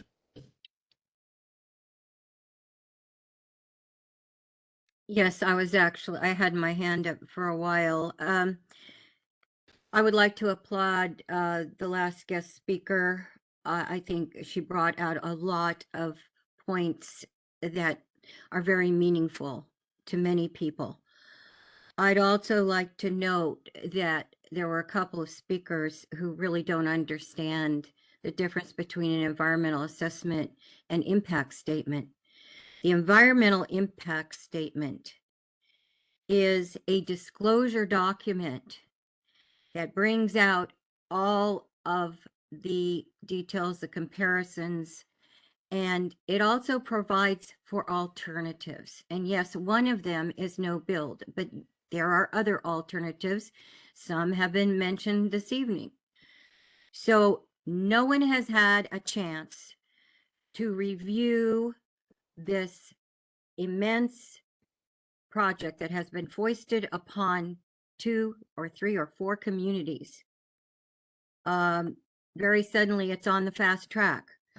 They're claiming that they're only going to do an EA and a finding of no significant impact when under National Environmental Protection Act and environmental impact statement is required for projects with public funding. And this has both federal and local funding. I think I have touched on a few of the things that I wanted to respond to. And again, I fully support this resolution. It is for a full disclosure document with alternatives. Thank you. Thank you, Michelle. And with that, I would like to call for a vote. Winston, could I just follow with Michelle just for a minute? Yep. There's the Diamond Head design ordinance. I'm not sure what I'm calling it. There's also what's called a zero build land ordinance. And there's also the Migratory Bird Act, all of which have not been addressed. And these are all within documented things. So there's a lot more that's there that needs the full EIS. Thanks. Thank you, Laura. Then with that, I'd like to call for a vote and on this resolution to adopt this resolution as presented. And I think Julia looks like she's going for the mic. Is that true? Yeah. Okay, She's go ahead, okay. Julia. Then we'll go to the vote. All right. Hi, everyone. We do have our newest hire, neighborhood assistant, Rachel Cristobal, with me tonight training. So I want to pass the mic to her and she'll run through the roll call vote just for training purposes. Thank you. Thank you, everyone. So the motion is to adopt the resolution requesting full EIS for a proposed Alapono Bridge over Ala Canal as written. So for the okay, so Michelle Madsen was the one that moved, second by Velasco. Okay, so when I call your name, please let me know aye, nay, or abstain. Alan? Aye. Okay. Boydell? Nay. Okay. Decker? Aye. Aye. Okay. That's an aye. Asina? Aye. Knight? Okay. Madsen? Aye. Morikawa? Okay, we'll come again for that. Okay. Murchie? Aye. Velasco? Aye. Witzel? Nay. Bruce Wong? Aye. Linda Wong? Aye. Welch? Aye. Okay, and we'll try again with Morikawa. Okay, no response. So we're gonna tally the amounts.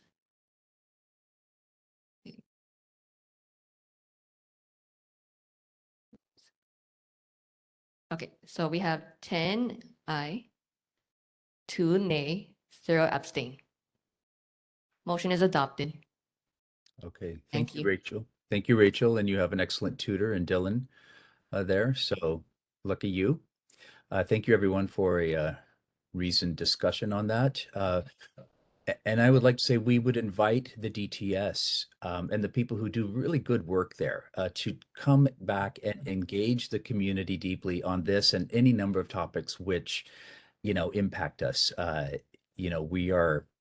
We're here to work together, but it's not necessarily a top-down solution that always works. We need to be collaborative with the communities as much as possible, and that's how we get buy-in on things. So thank you for that. I think with that, then let's move on to the next resolution. Okay, this one's an easy one. Regarding construction staging area at the Alawai Golf Course entrance along Kapahulu. Dylan, go ahead. Yep. Well, Yeah, Vice Chair Velasco. yes, Winston, I looked for that resolution up until 3 o'clock this afternoon and I did not see it. The only resolution that I saw on the drive was the resolution that we just passed. That may be. So essentially, well, we'll just let you know, we can decide whether this is something we want to do. But the fellow came last month, if you remember. This is a simple resolution asking the current occupant to vacate and put the land back essentially into the a park-like condition that it was found. I think they're actually well on their way to doing that. When I went by recently, there were no more construction materials. There were no vehicles that I could see. There was only one, what is it called? Like a little mobile trailer on there that they have their offices at. However, this resolution also asks that it not be used in the future for other projects like this as a staging area, essentially, for city, state, Alawai Canal projects, whatever, that it just be left as because of its importance to the entrance to Alawai for our neighborhoods, because it attracts, crime, graffiti. It's ugly. It's not consistent with the use, and the permit is expired right now. So I think that the current occupants are leaving. It was just something for the future. I don't know that it's critical to pass this. I just had put that in there, and I did put it in late, so my apologies on that. But it's something that we've talked about for a couple months. But anyway, Michelle.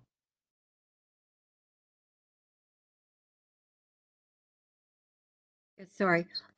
Yes, I understand what Arlene is saying, and sometimes it's difficult to catch up with things on our materials drive, especially on busy days before our meetings that begin very early. However, the resolution on the high rise was posted early this afternoon. And this resolution was posted about mid-afternoon, and the bridge resolution was posted at the latest time around 4:30, and people seem to have been able to get to that. So I think if there is some question about this simple request, it could be read into the record to make it clear for those who have not actually picked up on the board materials, at least those who are have the responsibility of voting. It's just a suggestion. Okay, thank you, Michelle. And I see Dylan, you've got. Yes, Chair Welch. So just for clarification, best practice would be to share the draft resolutions, especially if they're listed on the agenda. That means they're somewhat prepared, so they should be shared with the board members. I mean, I would say more than 24 hours. The idea is 48 hours before the meeting. You don't study for an exam 2 hours before the meeting. So if the board is all okay with going forward with it, you're totally welcome to. I'm not here to say that you shouldn't take these actions on. They're properly listed on the agenda. And it all comes down to the board members. Did they review it? Do they feel comfortable taking this on at this time? And if they don't, you may want to consider just adding it to the next agenda. But that's my input.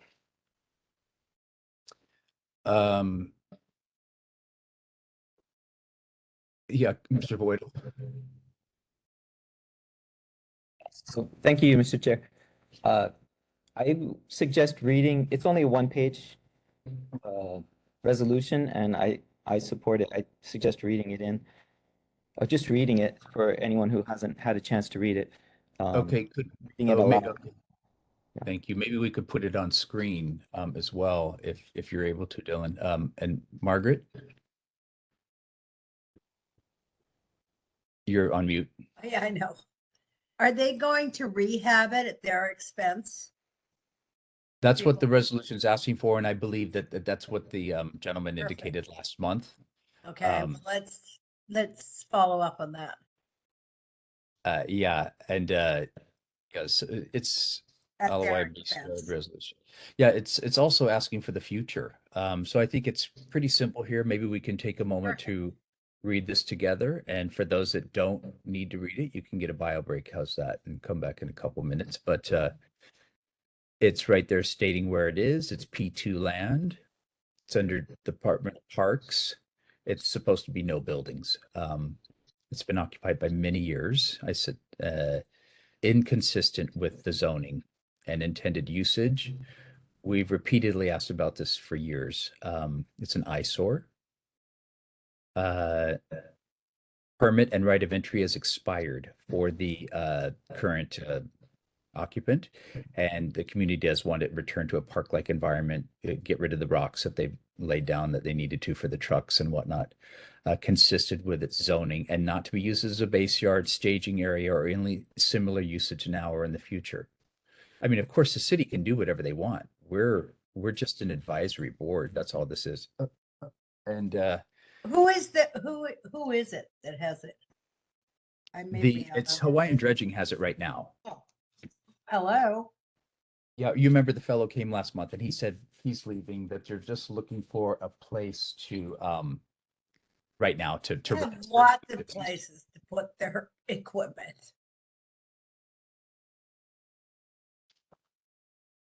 So other than that, it's just as a resolution, there it is. Thank you for pulling that down a little bit.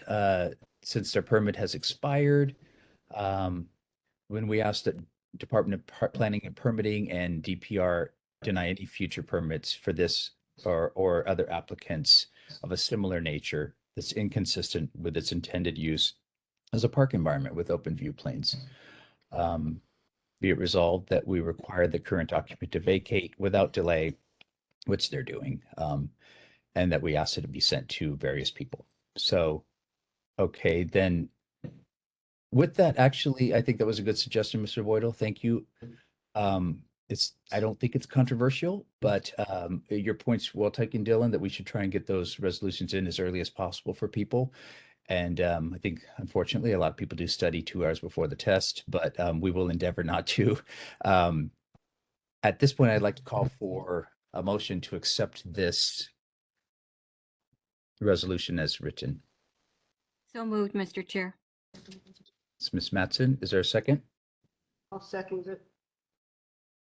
Who is Linda that? Wong, second. Okay, is there any discussion on this additionally to what we've had?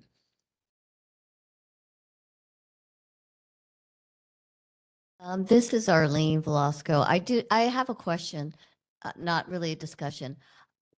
I understand that we don't want this to be there anymore. It is an eyesore, but how was this allowed in the beginning? That's an excellent question. I don't know, but it's something that we're just trying to, figure out now. And DPP gave a permit actually at the end of the day. But essentially that's sort of just like free rent as a base staging yard in arguably one of the most beautiful places on the island where we should have clear views of everything. And this is hoping to rectify that.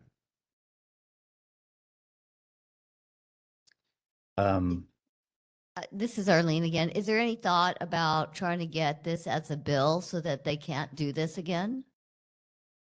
That would be something I think Mr. Waters could help us with, or his staff, as time goes by.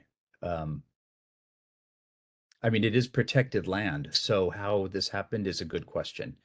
I think DPP is certainly sympathetic to not putting anything up there in the future or not granting further permits from my discussions. Yes, Ms. Mattson? I'd just like to follow up on that Council Chair Waters has come to our meetings and on serious issues has recommended that we write resolutions so he can follow up with legislation.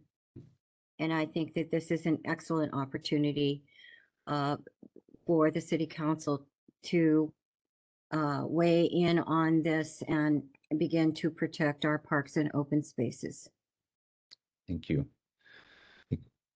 Well, with that, I will call for a vote then. And Rachel, if you would help us with that again. Okay, so the motion is to adopt the resolution regarding construction staging area at the Alawai Golf Course entrance along Kapahulu as written.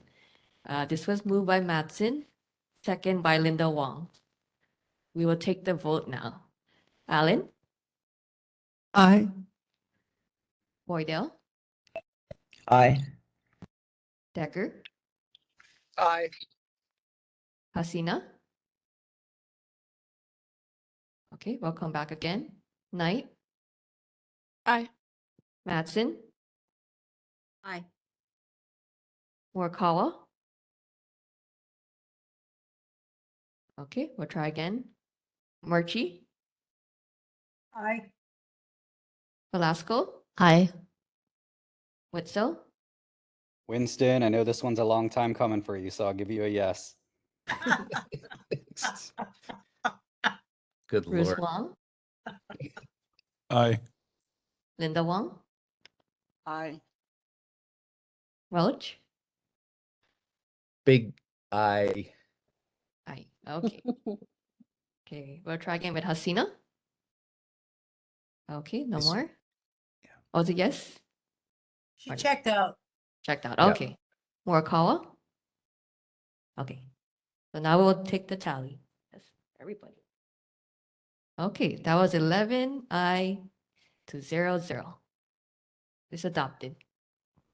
Thank you, Rachel, for that, and thanks to everybody. Yeah, getting rid of this eyesore. This is going to be nice, and I do want to thank the fellow at Hawaiian Dredging who was very cooperative in this, and I wish them luck in finding a base yard that's appropriate somewhere else. So we are just a time check here. We're at 7:50. We have an hour and 10 minutes. I would like to give our representatives ample time to speak, and then it would be my sincere desire to pass some of our meeting minutes from the past. But next on our agenda, we do have the resolution regarding the proposed Pahoa Bridge development. Now, we've heard a lot of testimony on this at the last couple of meetings. And I don't know that we need to beat a dead horse, but people will want to weigh in. I just ask that you be succinct and respectful of the time that our representatives are here so that we give them time as well as to get to the other items on the agenda. We do have a resolution that was put in the hard drive, not the hard drive, the Google Drive.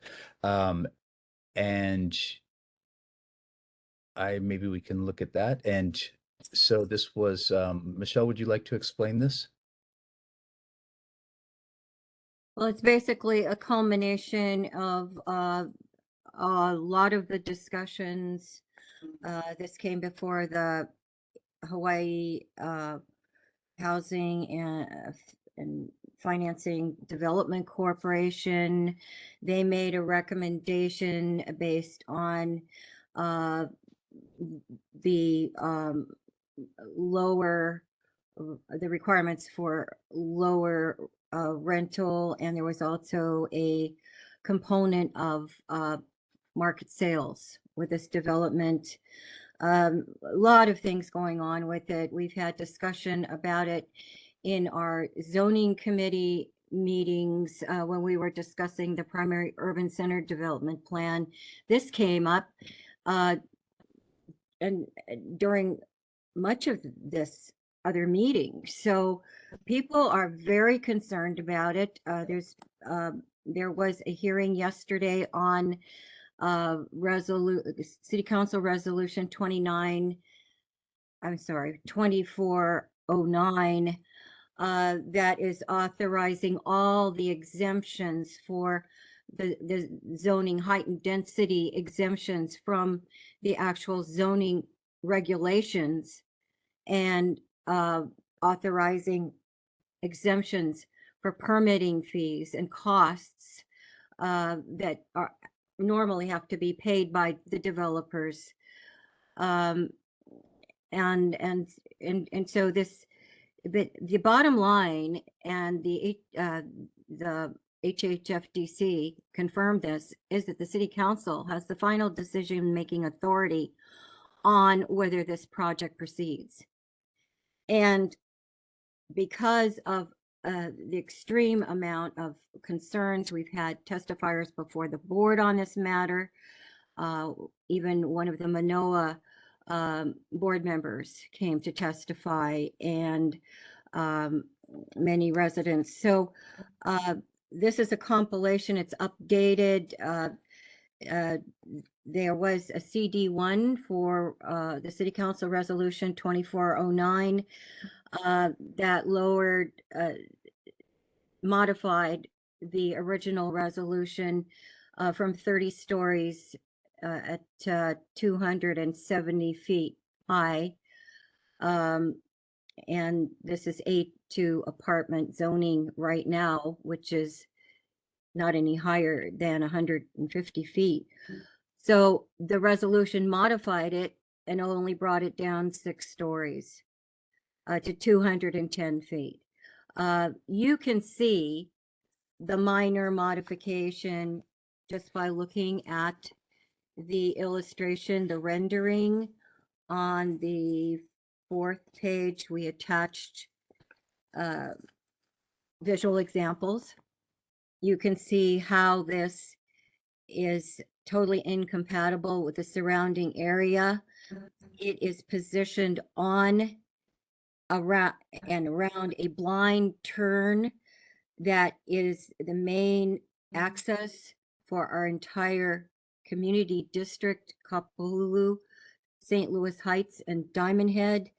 Main access to the westbound H1 freeway.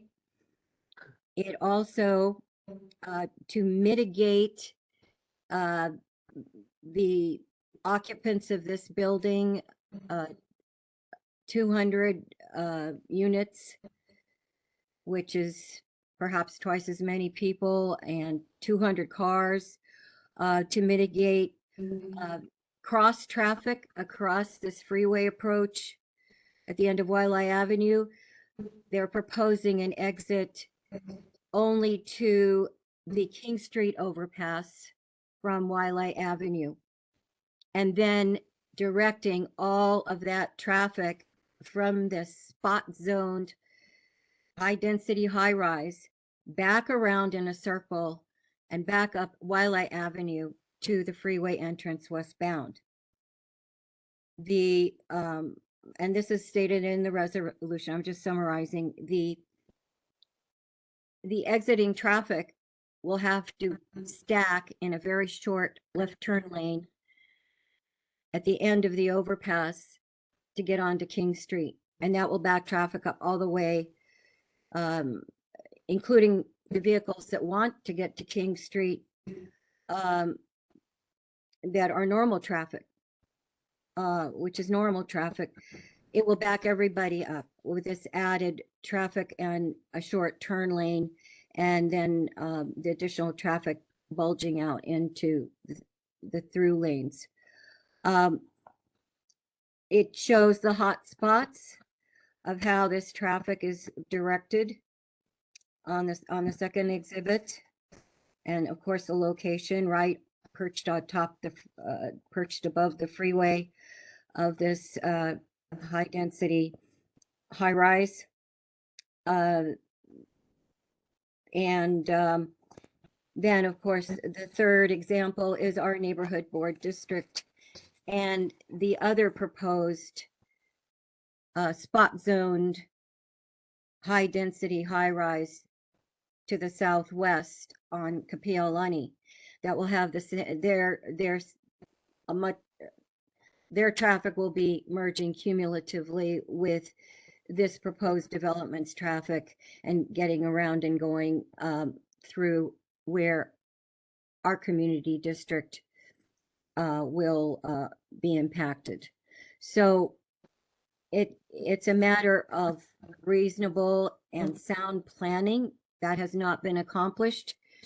We have unsafe traffic conditions and compounded gridlock as a result.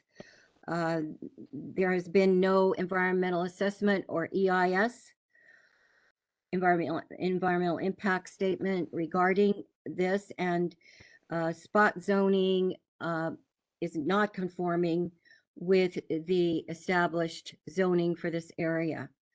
And also there is a requirement in the Honolulu City Charter that the City Council must consider the communities in such proposals and the compatibility with the communities and the impacts on the communities as well. So I hope that most of the board members have had a chance to review this resolution. And of course, it is a request to deny the present City Council resolution. And the ultimate result would be for the developer to go back. Even City Council Chair Waters suggested that they would need to look where there is proper zoning for this type of high rise, and that would be along the Beretania and King Street corridors where they have the zoning for this type of high rise, higher density. That was one of his questions and suggestions. So he's also looked careful at this. And I think we can certainly open it up to any questions. Thank you, Michelle. I think I'd just like to go straight to a motion to adopt the resolution as presented and then go into discussion from there. Is there a motion to adopt this? Say it again? Was that a motion? I can second. Well, you can make a motion first and then it can be seconded. Well, I would like to make a motion to adopt this resolution and for further discussion. Okay, that's Mr. Decker and Margaret Murchie, seconds. Margaret seconds. Okay, and we're in discussion. Members in person, do you have some comments about this? Hi, it's Angie. I have, I think, a comment and a question. Just a comment or request on resolutions that we're voting for moving forward. This one I did not see until about 30 minutes ago. I understand that it was posted online earlier today. However, when the agenda goes out, I don't know if this is a request, but when the agenda goes out to our constituents and to us, if we could also have the motion, or not the motions, the resolutions also posted so we can have the same amount of time to review it. That would be, I guess that's a request and a comment. I do have a question. And I don't know if maybe Councilmember Say can advise this, or Michelle, you might know this, but even under 201H, because that's the exemption that this development's requesting, DPP still has the ability to request different impact studies for like flood mitigation and other environmental concerns. Is that correct?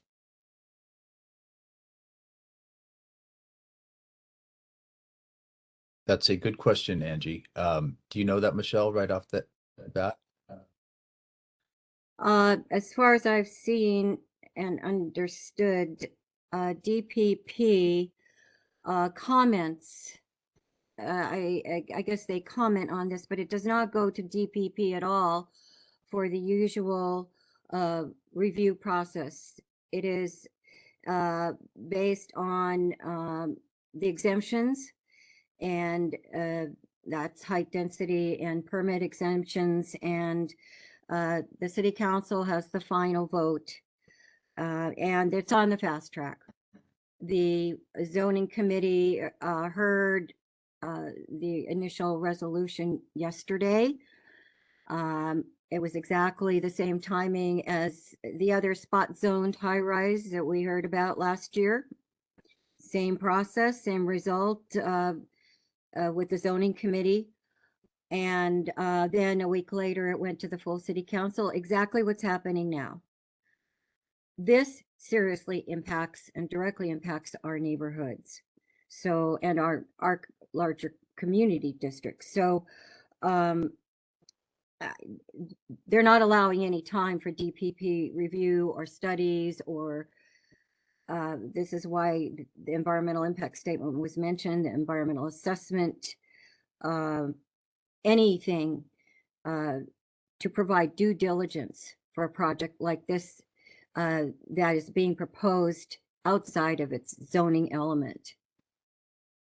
And I think it would be good to hear from DPP if they would ever, we did invite them to the last meeting and the meeting before. And Winston, you can explain that situation. They declined. So here we are. Yeah, and I believe that they don't really have a purview over this because it's just sort of goes against overall planning or that they might have done as well. Trust but verify, Angie. Maybe you can become a resident expert on this entire process. Mr. Boydell? Thank you, Mr. Chair. This resolution addresses Pahoa Ridge development specifically, and I oppose the resolution because I support that development because we need more affordable housing. And I was impressed by the developers who came to our board meeting recently and explained their plans to get the affordable rental support for their project, several levels of it. And also the response the developers gave to the concerns, the written response on the Google Drive. And I found it very different from the Kuilei Place development, which does not appear to be affordable at all and really never explained anything to us.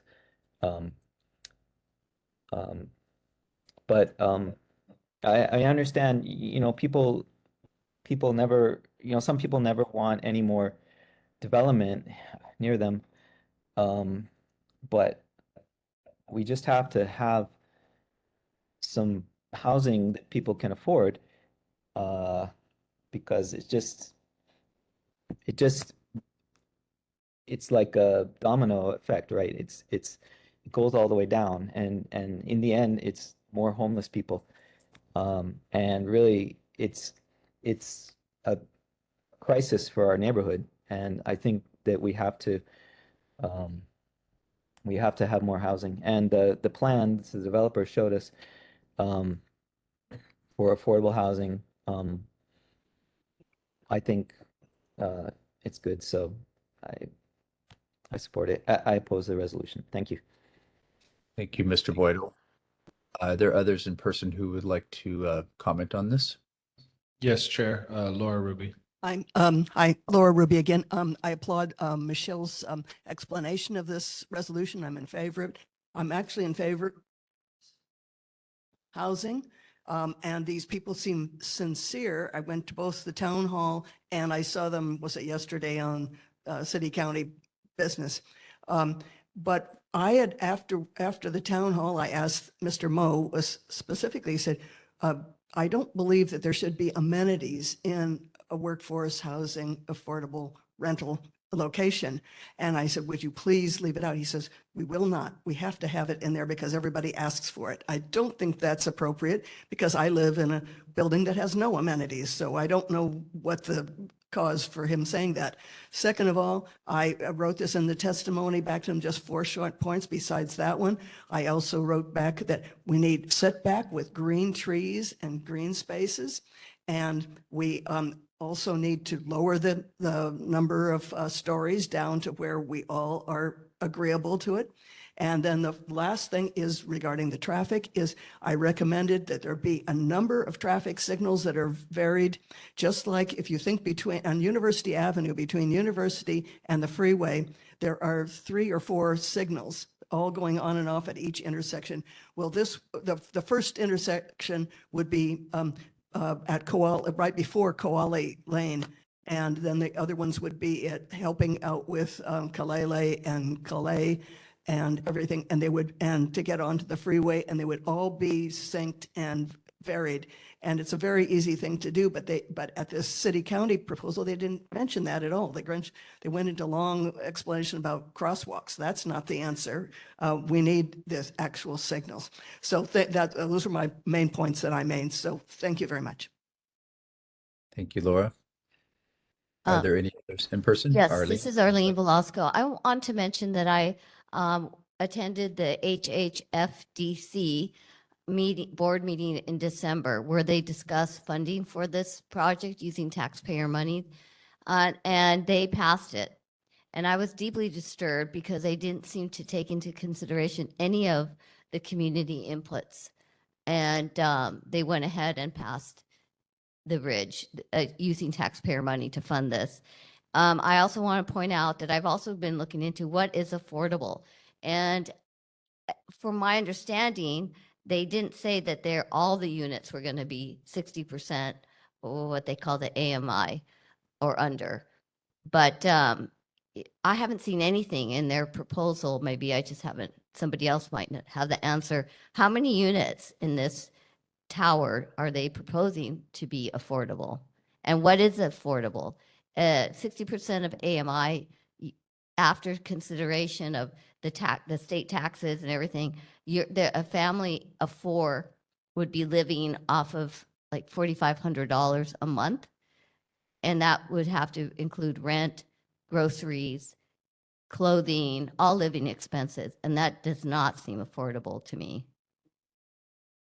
So I am in favor of passing this resolution and not having that bridge built in that location. It's a horrible location. Traffic would be, actually, it would probably stop Waikiki traffic all the way up and down Kapahulu.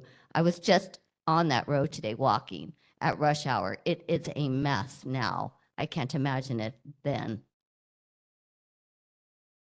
Okay. Are there any Chair other Welch, folks? could we have the neighborhood assistant share the illustrations that were attached to the resolution? I think the illustrations can convey 1 trillion words and reflect what Vice Chair Velasco was concerned about as well. Okay. There is your height. You take 6 of these little windows off and you'll get the modification. If we could see the full height, please. Can you pull that down, Dylan, a little bit? There. So just take the top 6 windows off, and that's the height that the council draft, the first council draft, has voted to modify it to. None of the other impacts have been addressed. Then the second one, please. Thank you. These are the hot spots. That's the location perched above the freeway of this spot zoned high density high rise. And you'll see where shall we begin? We'll begin down at Kapahulu and Kapiolani. And we'll go around. So there is normal traffic congestion.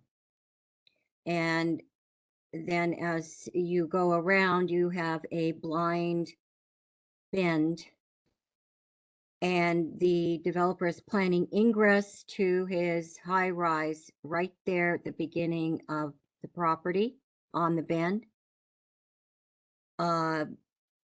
Normal traffic will proceed to the westbound on-ramp of the freeway. So will well, we'll get to that. And then the traffic exiting the high rise will be directed over the Waialae King Street overpass to the limited left turn at King Street, along King Street where the traffic merges, normal traffic, which gets congested as well. So it's cumulative congestion now and gridlock. And the exiting traffic from the high rise proceeds to the intersection at Kapiolani and merges with the cumulative increased traffic from the other proposed high rise, spot zoned high rise. And they proceed together with all the traffic from our community district up Waialae Avenue, around the blind turn and onto the westbound on-ramp. So there is the process that has been described. Next slide, next illustration is our neighborhood board district. And you will see the two proposed spot zoned high rises. Chair, we're running out of time.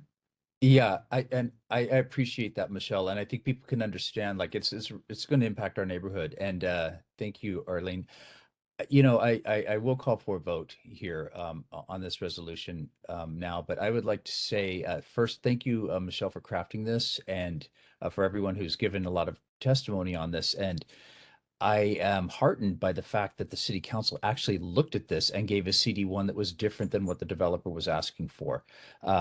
I think they may be listening to our community concerns. They didn't do it with Kool-Aid Place, that's for sure. I found also, like Mr. Boydell, the developer to be credible, and that this project compared to others, as well as their history of what they've done, they seem like really good people. I think that said, that this location is what the issue is. It's not what they are, not the work they've done, but that it's the exemptions requested. It's the lack of setbacks. It's you know, all of the exemptions that they get. Now, that said, the city council has to fast track these. We have to remember they have to fast track these. So the fact that they actually did anything at all, I think hopefully that's what we've talked about, they're listening to. And we would encourage these developers to put these buildings in the right place that everyone can agree upon, that is more suitable, that they don't have to have the variances and exemptions that they're requesting now. That said, without beating a dead horse, I would like to call for the vote at this time. Could I just say one clarification? There were 3 proposals that they put out yesterday at the city and county. Only one that you want to consider is the first one, which is truly the affordable rentals. The others go up into other moneyed, you know, ways of doing things, but the first one is the only one. Can I add a comment on that? During that council meeting, I believe the third one, which was the non-affordable units, that one was rejected by the council, and that the only way that this development can move forward is if it is affordable. Just want to clarify that, because I do understand the concerns for the driving and the egress and the cars and the height and all those variances. However, I also have seen that both the city council and the developers have been very responsive. And so it's not that I don't share those concerns, but I think that there's a different way to address this, to voice our concerns. So if it's not clear, I'm going to be in opposition, but I do understand the concerns and I do share them. I just think that there's a different way to address this. Okay, thank you, Angie. And with that, I would like to call for Rachel, if you can. Okay, so the motion is to adopt resolution, the proposed Pohau Ridge development as written.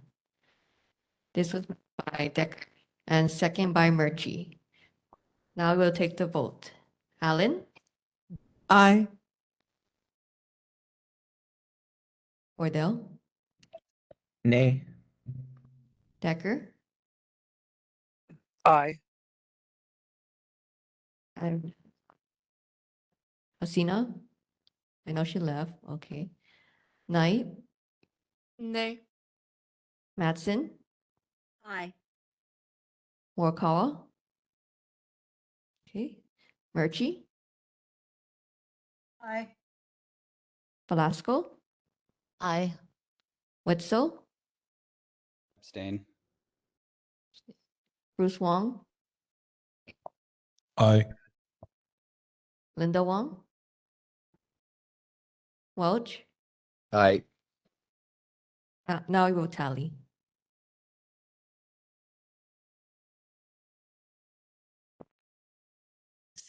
Eight, 2, 1. This is adopted. Thank you, everyone. And let's continue to have our voices be heard by our council members of what, so that we can still control our neighborhoods. It's not an either or. It's not affordable housing or a view plane. It's not affordable housing or workforce housing or homelessness.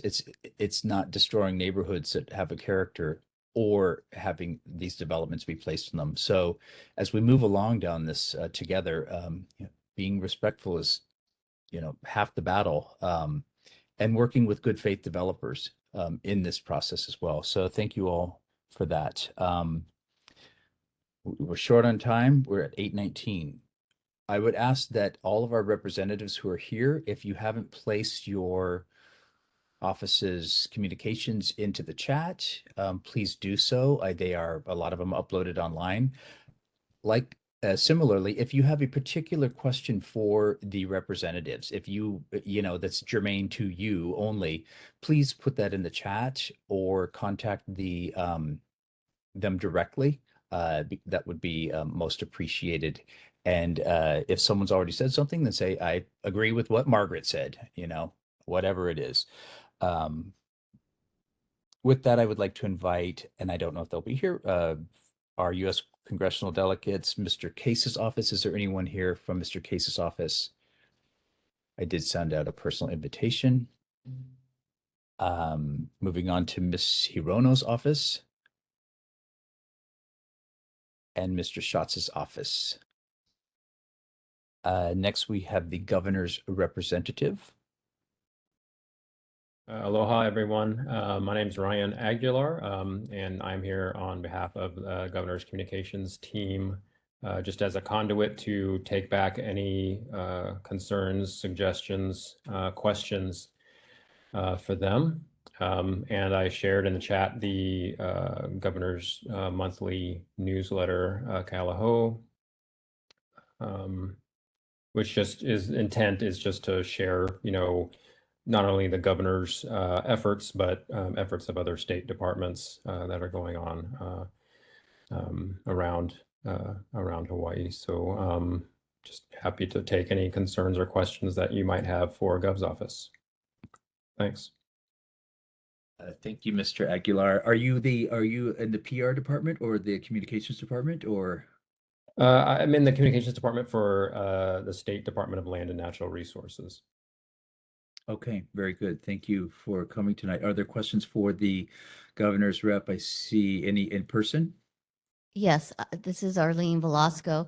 I have two questions and comments. One is I've had a lot of community input this last month about the Kaimana Beach and the beach at the Outrigger Canoe Club. There's endangered species monk seals that have given birth there, and they're still coming onto those beaches. And this year, we're allowing the fishermen to fish at those two beaches. And we've already seen fishermen dangerously close to resting monk seals on those beaches. And the community would like to express that they would like to have the same protection that is given to Waikiki beaches, which are literally right there next to these two beaches, giving those two beaches the same protection as Waikiki against fishing for all years. The next comment that I would like to make is that we are having really high surf on the North Shore, and the houses in the Sunset Beach area that are known to be endangered are in danger of falling in again, possibly this winter. So my question to the governor is, what action are we going to take to prevent the debris from all those houses if we get another big surf from going into our ocean, ruining our coral again, and, you know, endangering our monk seals, our turtles, our surfers, our swimmers? This is a very critical issue that I think needs to be addressed immediately. Thank you. Thank you, Arlene. Daisy, I saw you were next. Thanks, Chair. My question, I don't know if you heard earlier, but my concern was Diamond Head Monument across from KCC parking lot. The campers are back again, so if that can be swept again. Last time it was done within a week, but they're back. Thank you. Thank you, Daisy. And Ms. Mattson? Thank you, Chair Welch. I'd just like to request that the governor's representative convey to the governor that when housing, affordable housing, is advocated and proclaimed an emergency, there needs to be respect for sound planning practices and existing height and density laws and regulations, as in our city charter. There has to be respect for our city laws and our community districts, established, stable, and historic community districts.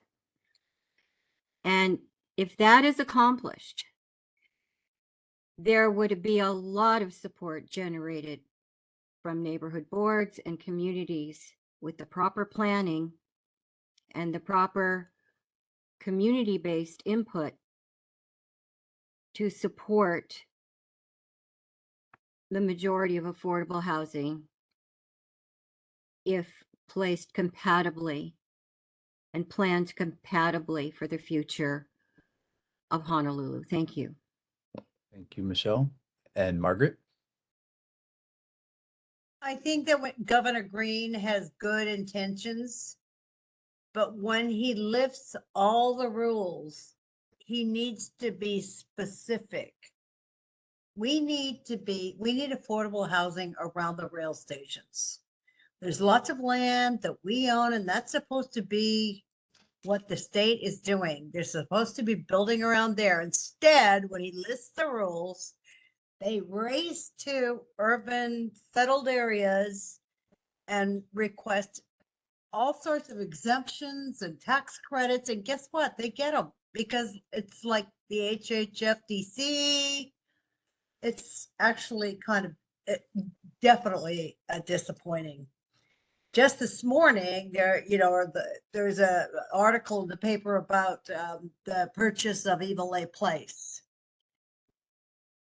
Like 2 or 3 years ago, Kobayashi bought that property, and now the city has had to purchase it he bought it from Weinberg because he was, quote, shrewd, is what I was told.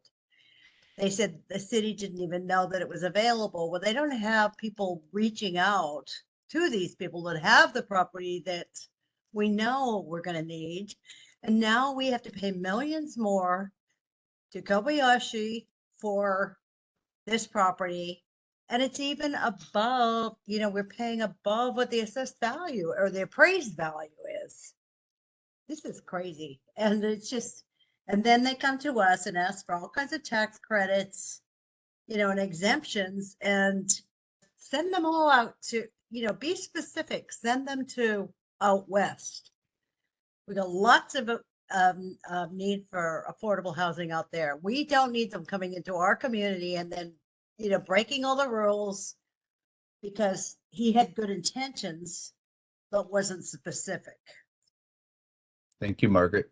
Are there any other folks in person who'd like to have a Yes, message? from Mr. Chair. Aguilar? Laura Ruby. Yes, thank you. Very quickly, I have stated before, and I will again, the federal government and the military have about a quarter of our land in Hawaii.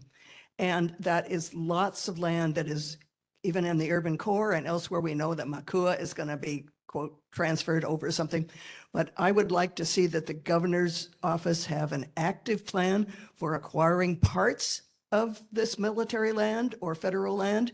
You can take eminent domain and other ways of getting that, and there'll be lots of room for more housing done, as Margaret said, in a good, wise way. Thank you. Thank you. And thank you for coming tonight, Mr. Aguilar.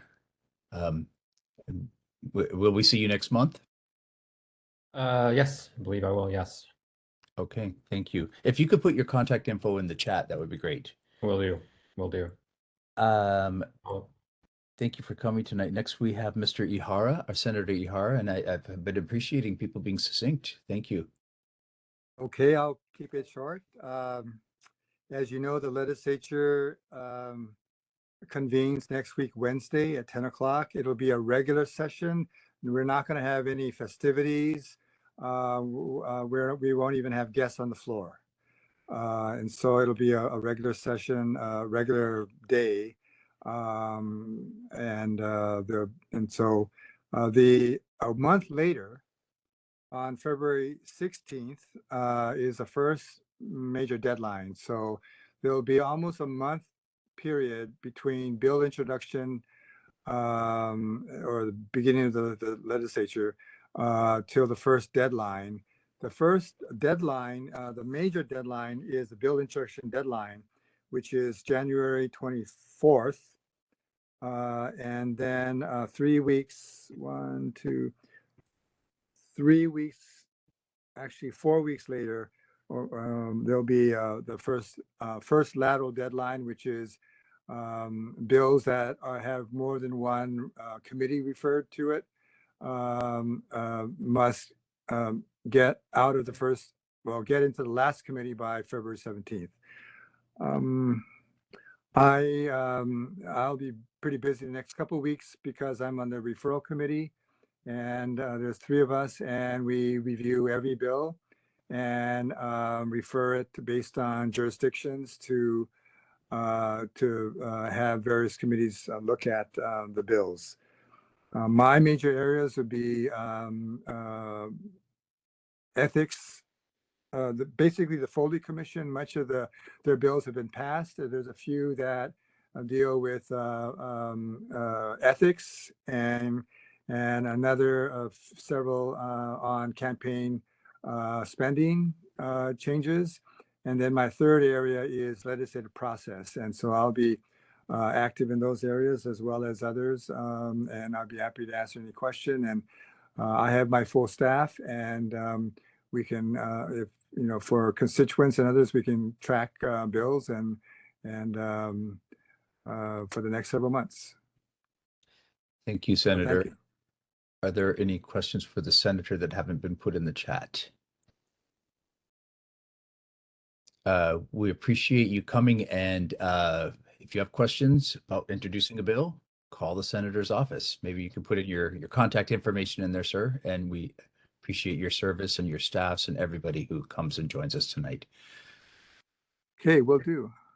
Thank you, sir. Mr. Kobayashi's office, I don't know if anyone is here from Mr. Kobayashi's office, from Bert's office. I hope he is okay. We haven't seen him in a while, it seems. I see Jackson, Mr. Sayama. Hello, everyone. Happy New Year. As Senator Ihara was saying, we'll be having the legislative session convene next week, Wednesday. For those who are coming to the Capitol, I just want to let you know I have moved offices. So my new office number is 406. I don't think it's been updated yet on the website or my business card for that matter, but feel free to visit me there. My email, everything else is the same. So feel free to contact me, call me at the same number, and email. I'll put that in the chat as well. For my committees, I'm Vice Chair for Consumer Protection and Commerce. I also sit on the Labor Committee as well as the Culture, Arts, and International Affairs Committee. My focus this year will primarily be with my first committee on Consumer Protection and Commerce, specifically related to condominium insurance, trying to mitigate the increasing premiums that are being pressured by global reinsurance rates. But we will be working with industry experts and community leaders to create a solution, short term and long term, for this really enormous problem. But other than that, of course, the main priority for me would be trying to get the emergency sirens in Pololo and Kaimuki repaired. They have been not operational for a while, and as we've seen in this 2023, you know, we really need these sirens to be operational when emergencies do hit. So I believe that will be in the governor's budget with high EMA, but I'll be keeping a close eye on them to make sure that they get the funding and that they get repaired. With that, I'm happy to receive your questions. Okay, thank you, Mr. Sayama. Is there anyone in person who has a question for Mr. Sayama? Hearing none, Mr. Oh, I have Misa- a question. Sorry. Okay, go ahead, Anji. So sorry. I know this was a big initiative you had last year, which was like, what was it, the workforce housing over at the school admin over in Kaimuki. Is that still, are you doing that this year? Or sorry, I might have missed the update last year on that one. No. Yes, you're correct. So I was able to secure $900,000 for an EIS study from the DAGs and the DOE.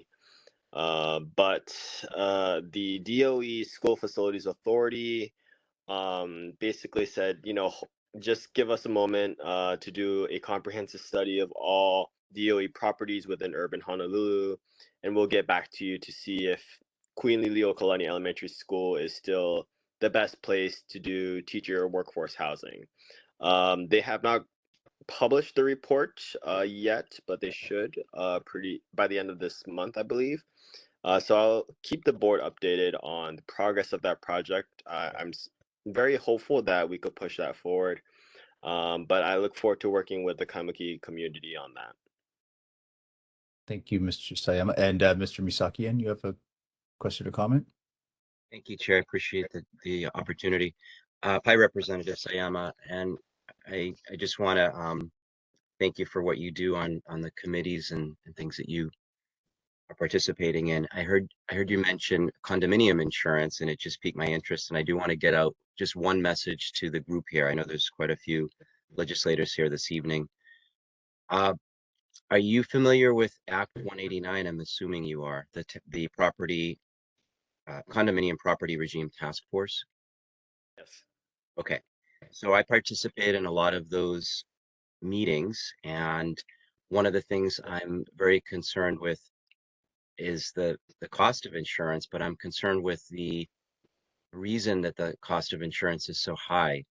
And part of that is because of mismanagement of these condominium associations. I'm a board member on my condominium association, and I'm having a horrific time here. We have a lot of retaliation and a lot of bad things happening. I'm not going to go into that. I'm going to keep this short, but I'm hoping that you follow HB 178 and HB 1501. We're trying to get them into a committee hearing this year. We weren't able to get them scheduled last year, and there's a couple of new measures where I and another Kukua Council member have, which we co-authored those two measures. We've now placed this under the Office of Consumer Protection. So we did a revision and we just submitted those two revisions. They should be nice and clean to just get through into bills if we could get a sponsorship of those. I'm not sure if you're copied on the emails. There's two emails, but I will go back and check, and I will reach out to you by email to follow up. So I'm just hoping that, you know, the legislature is clearly aware that the insurance costs are astronomical. When I purchased my condo in 2019, I think it was $118,000 for the whole building. And now it's over 600,000, and it's only been a short number of years. So I appreciate your patience with me just to give you a little bit of an update. And that's the last time I'm going to speak this evening. I don't want to take up any more time. So thank you, Chair. I appreciate it. Okay, thank you. Thank you, Greg. I think you'll deal with Mr. Sayama offline then. Thank you. And thank you, Mr. Sayama, for coming tonight, as always, and your service. I Question? think, yes. Yeah, hi, Carla Von Wiegand. Thank you, Representative Sakayama. I wanted to just ask real quickly, the houses that have been halted, the construction of, I think the term was monster homes. There's several of them throughout the communities, Diamond Head, Moilili, Kaimuki. And I was wondering, is anything being done about those properties? They look pretty terrible, but they're sitting there useless when we have homeless people and people who are low income people who could use housing. So is there any way the city could for the repeat offenders who have broken the rules on that and been stopped in the middle of their progress, could the city or our government take over those properties and retrofit them so that they could be used for people who could really use them in the low income bracket? And could the city take over those?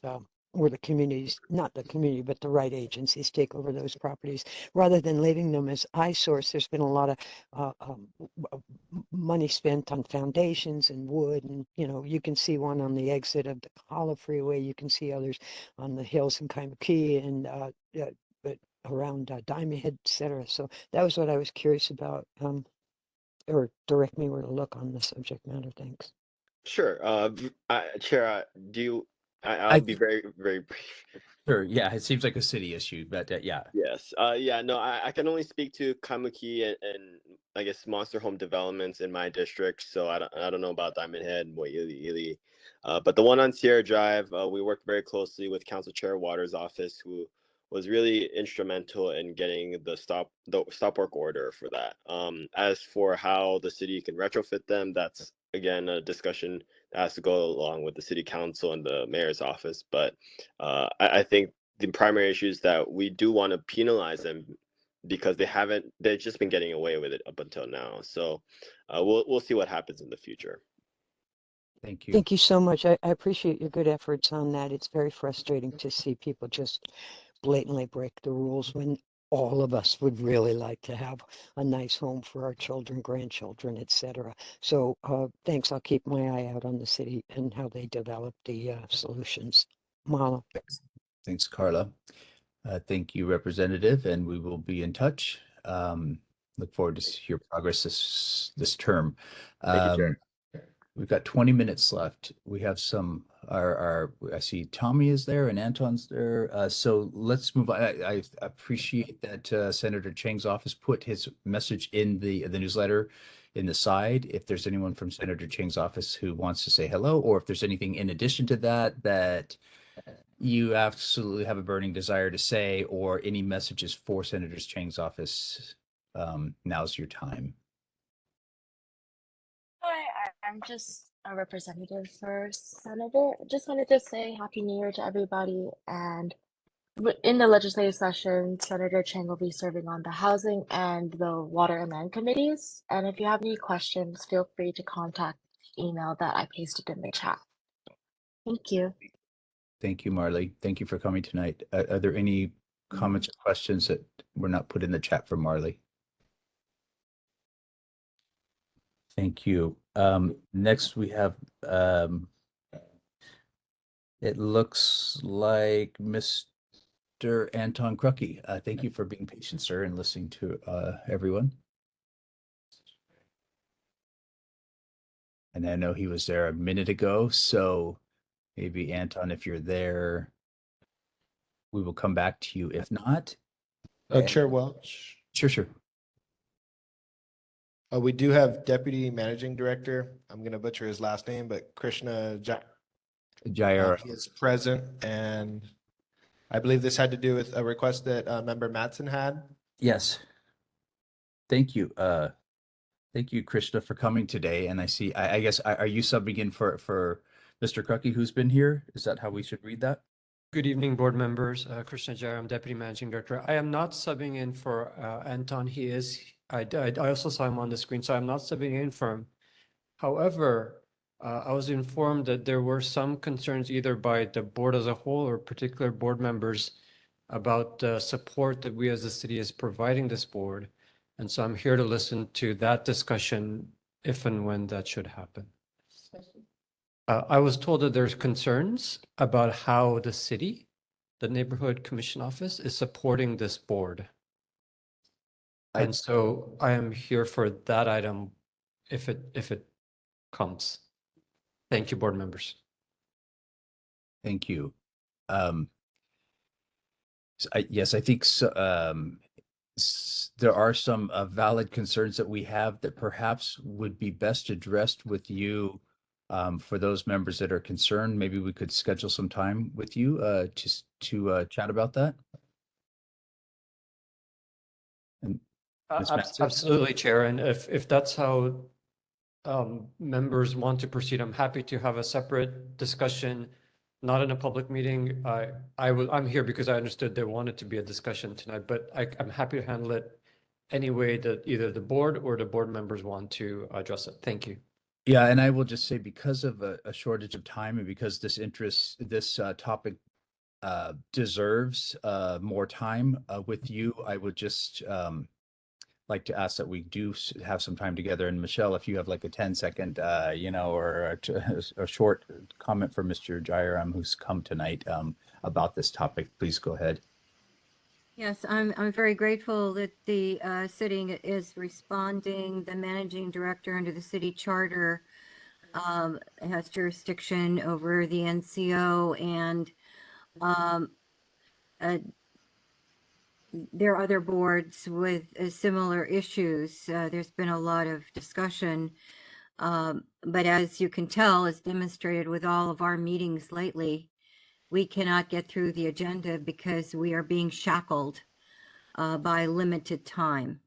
And I think that is one of the greatest concerns, especially when we have to cut off our community representatives. So I just have a quick suggestion, and that is we might form a special committee to address this with the managing director's office. Thank you.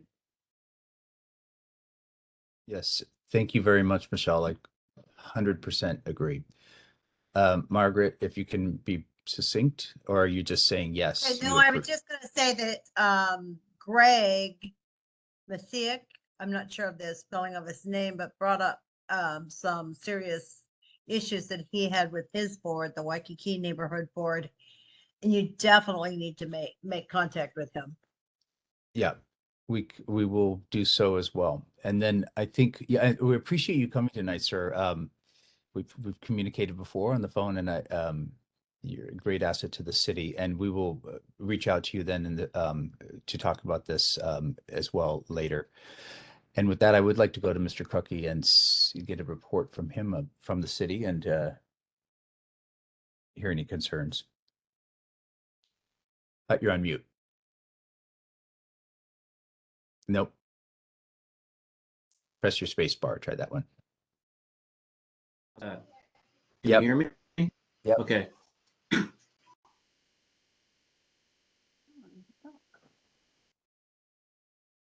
But I think you froze now, so. I think with that, why don't we go to Tommy and then wait for Anton to come back in a minute. Chair Waters? May I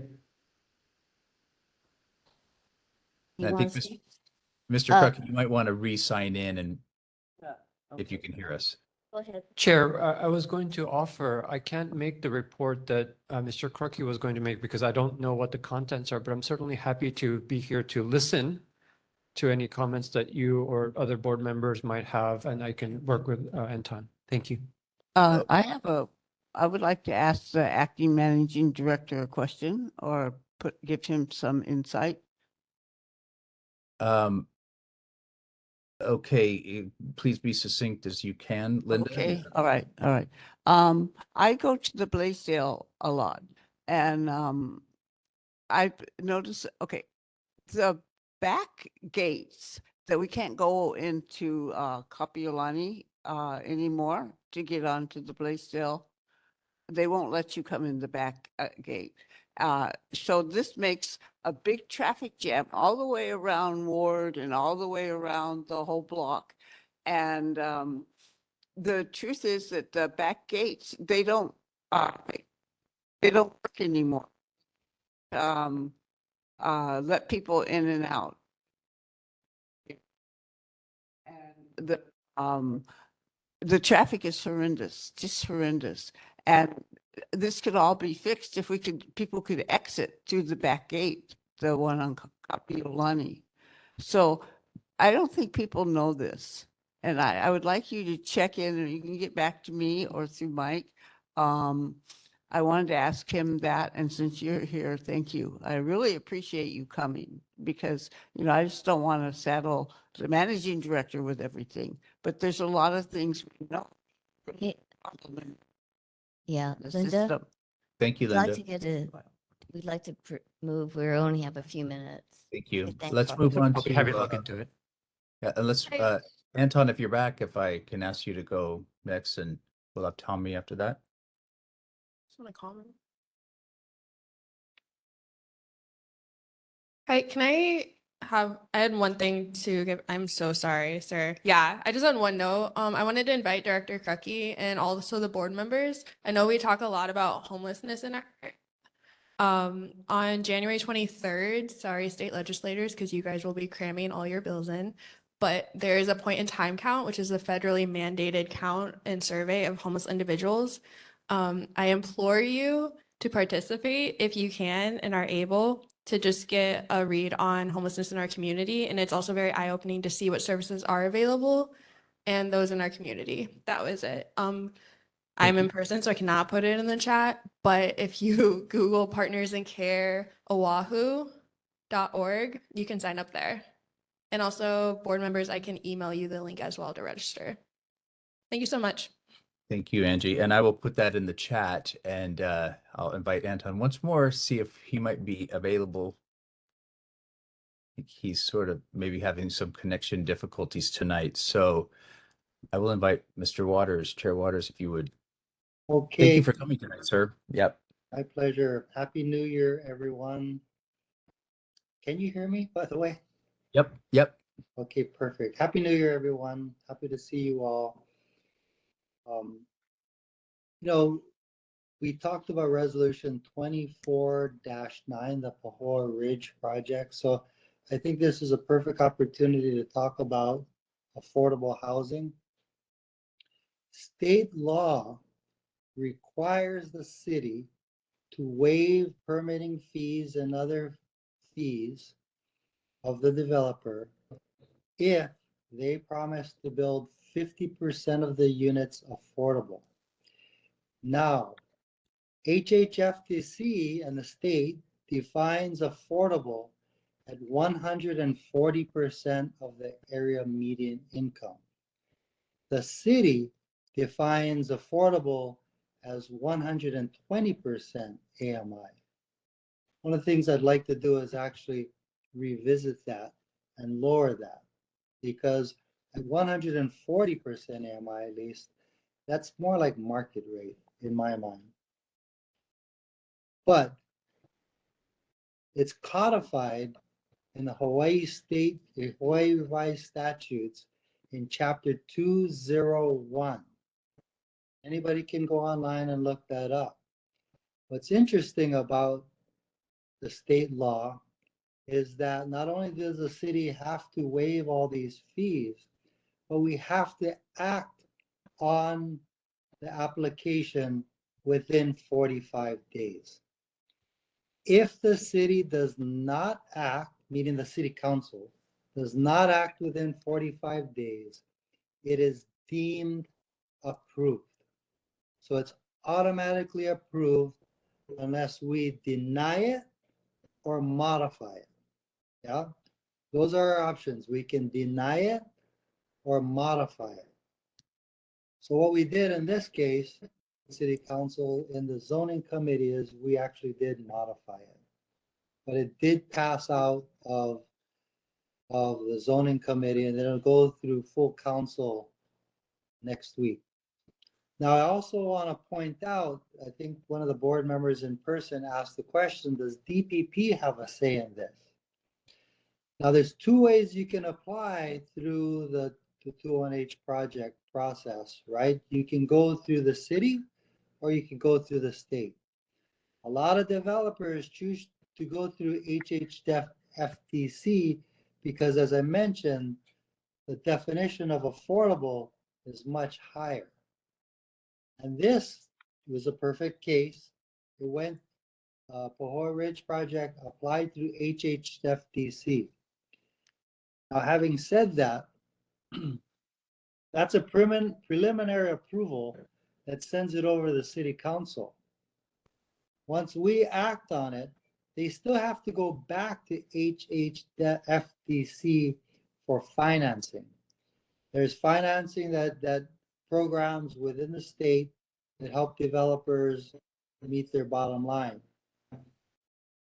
Once that occurs, and I don't know if you folks caught this when the chair of the zoning committee mentioned this, there's a huge 201H project happening over at Kuhio Park Terrace.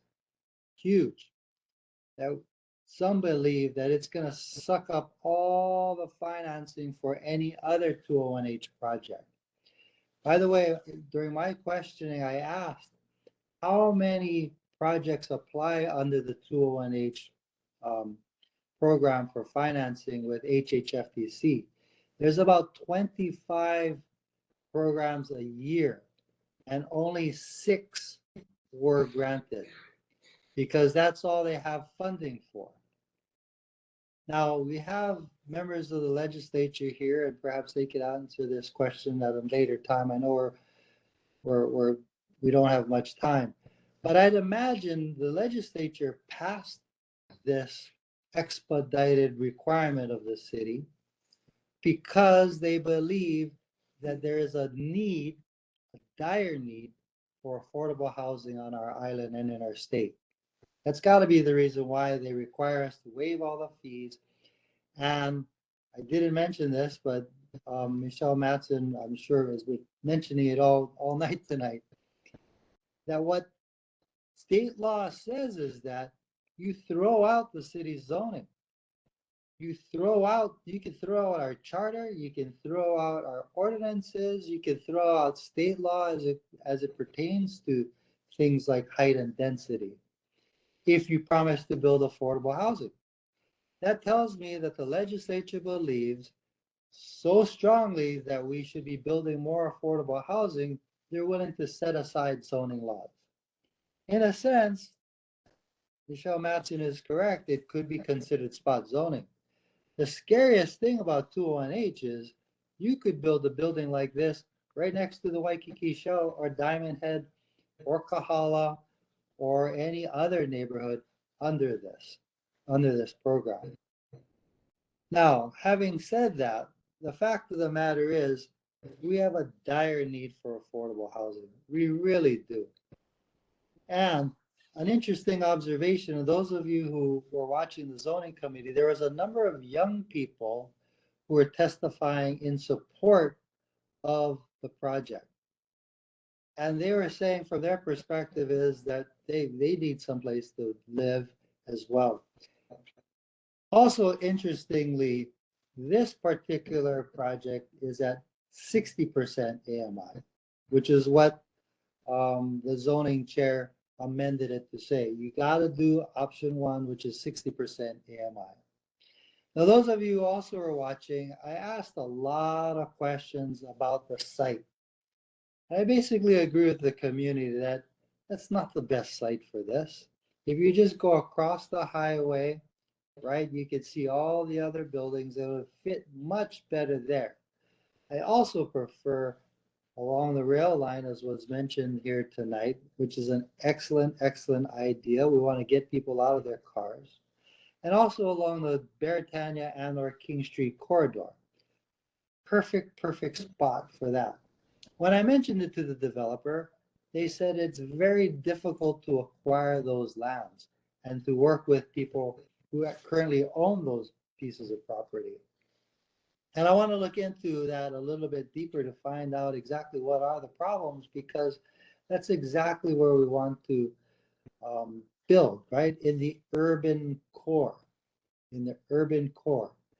And as was mentioned earlier, there is the primary urban core development plan that's currently before the Planning Commission.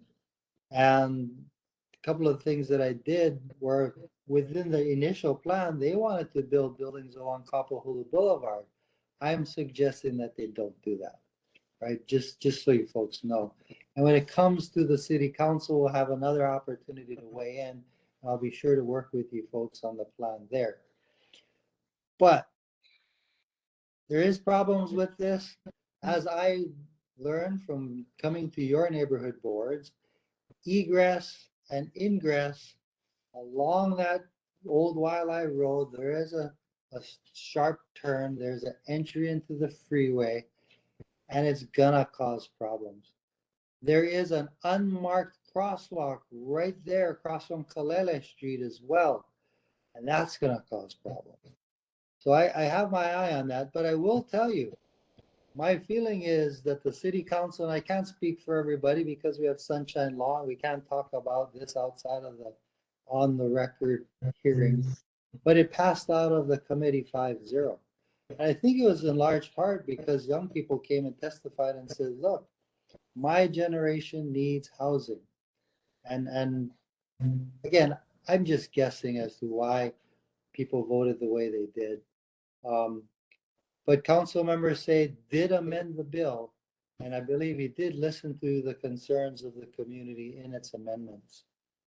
And Chair Waters, I'm so sorry. I'm going to have to have you. So what? And my apologies to Mr. Crucky, because as Michelle noted, we are out of time, and we need. This is part of the NCO office discussion that we need to have. For those that want to weigh in on Pahoa Ridge, your city council meeting is coming up. Right? It's a chance for us to testify there.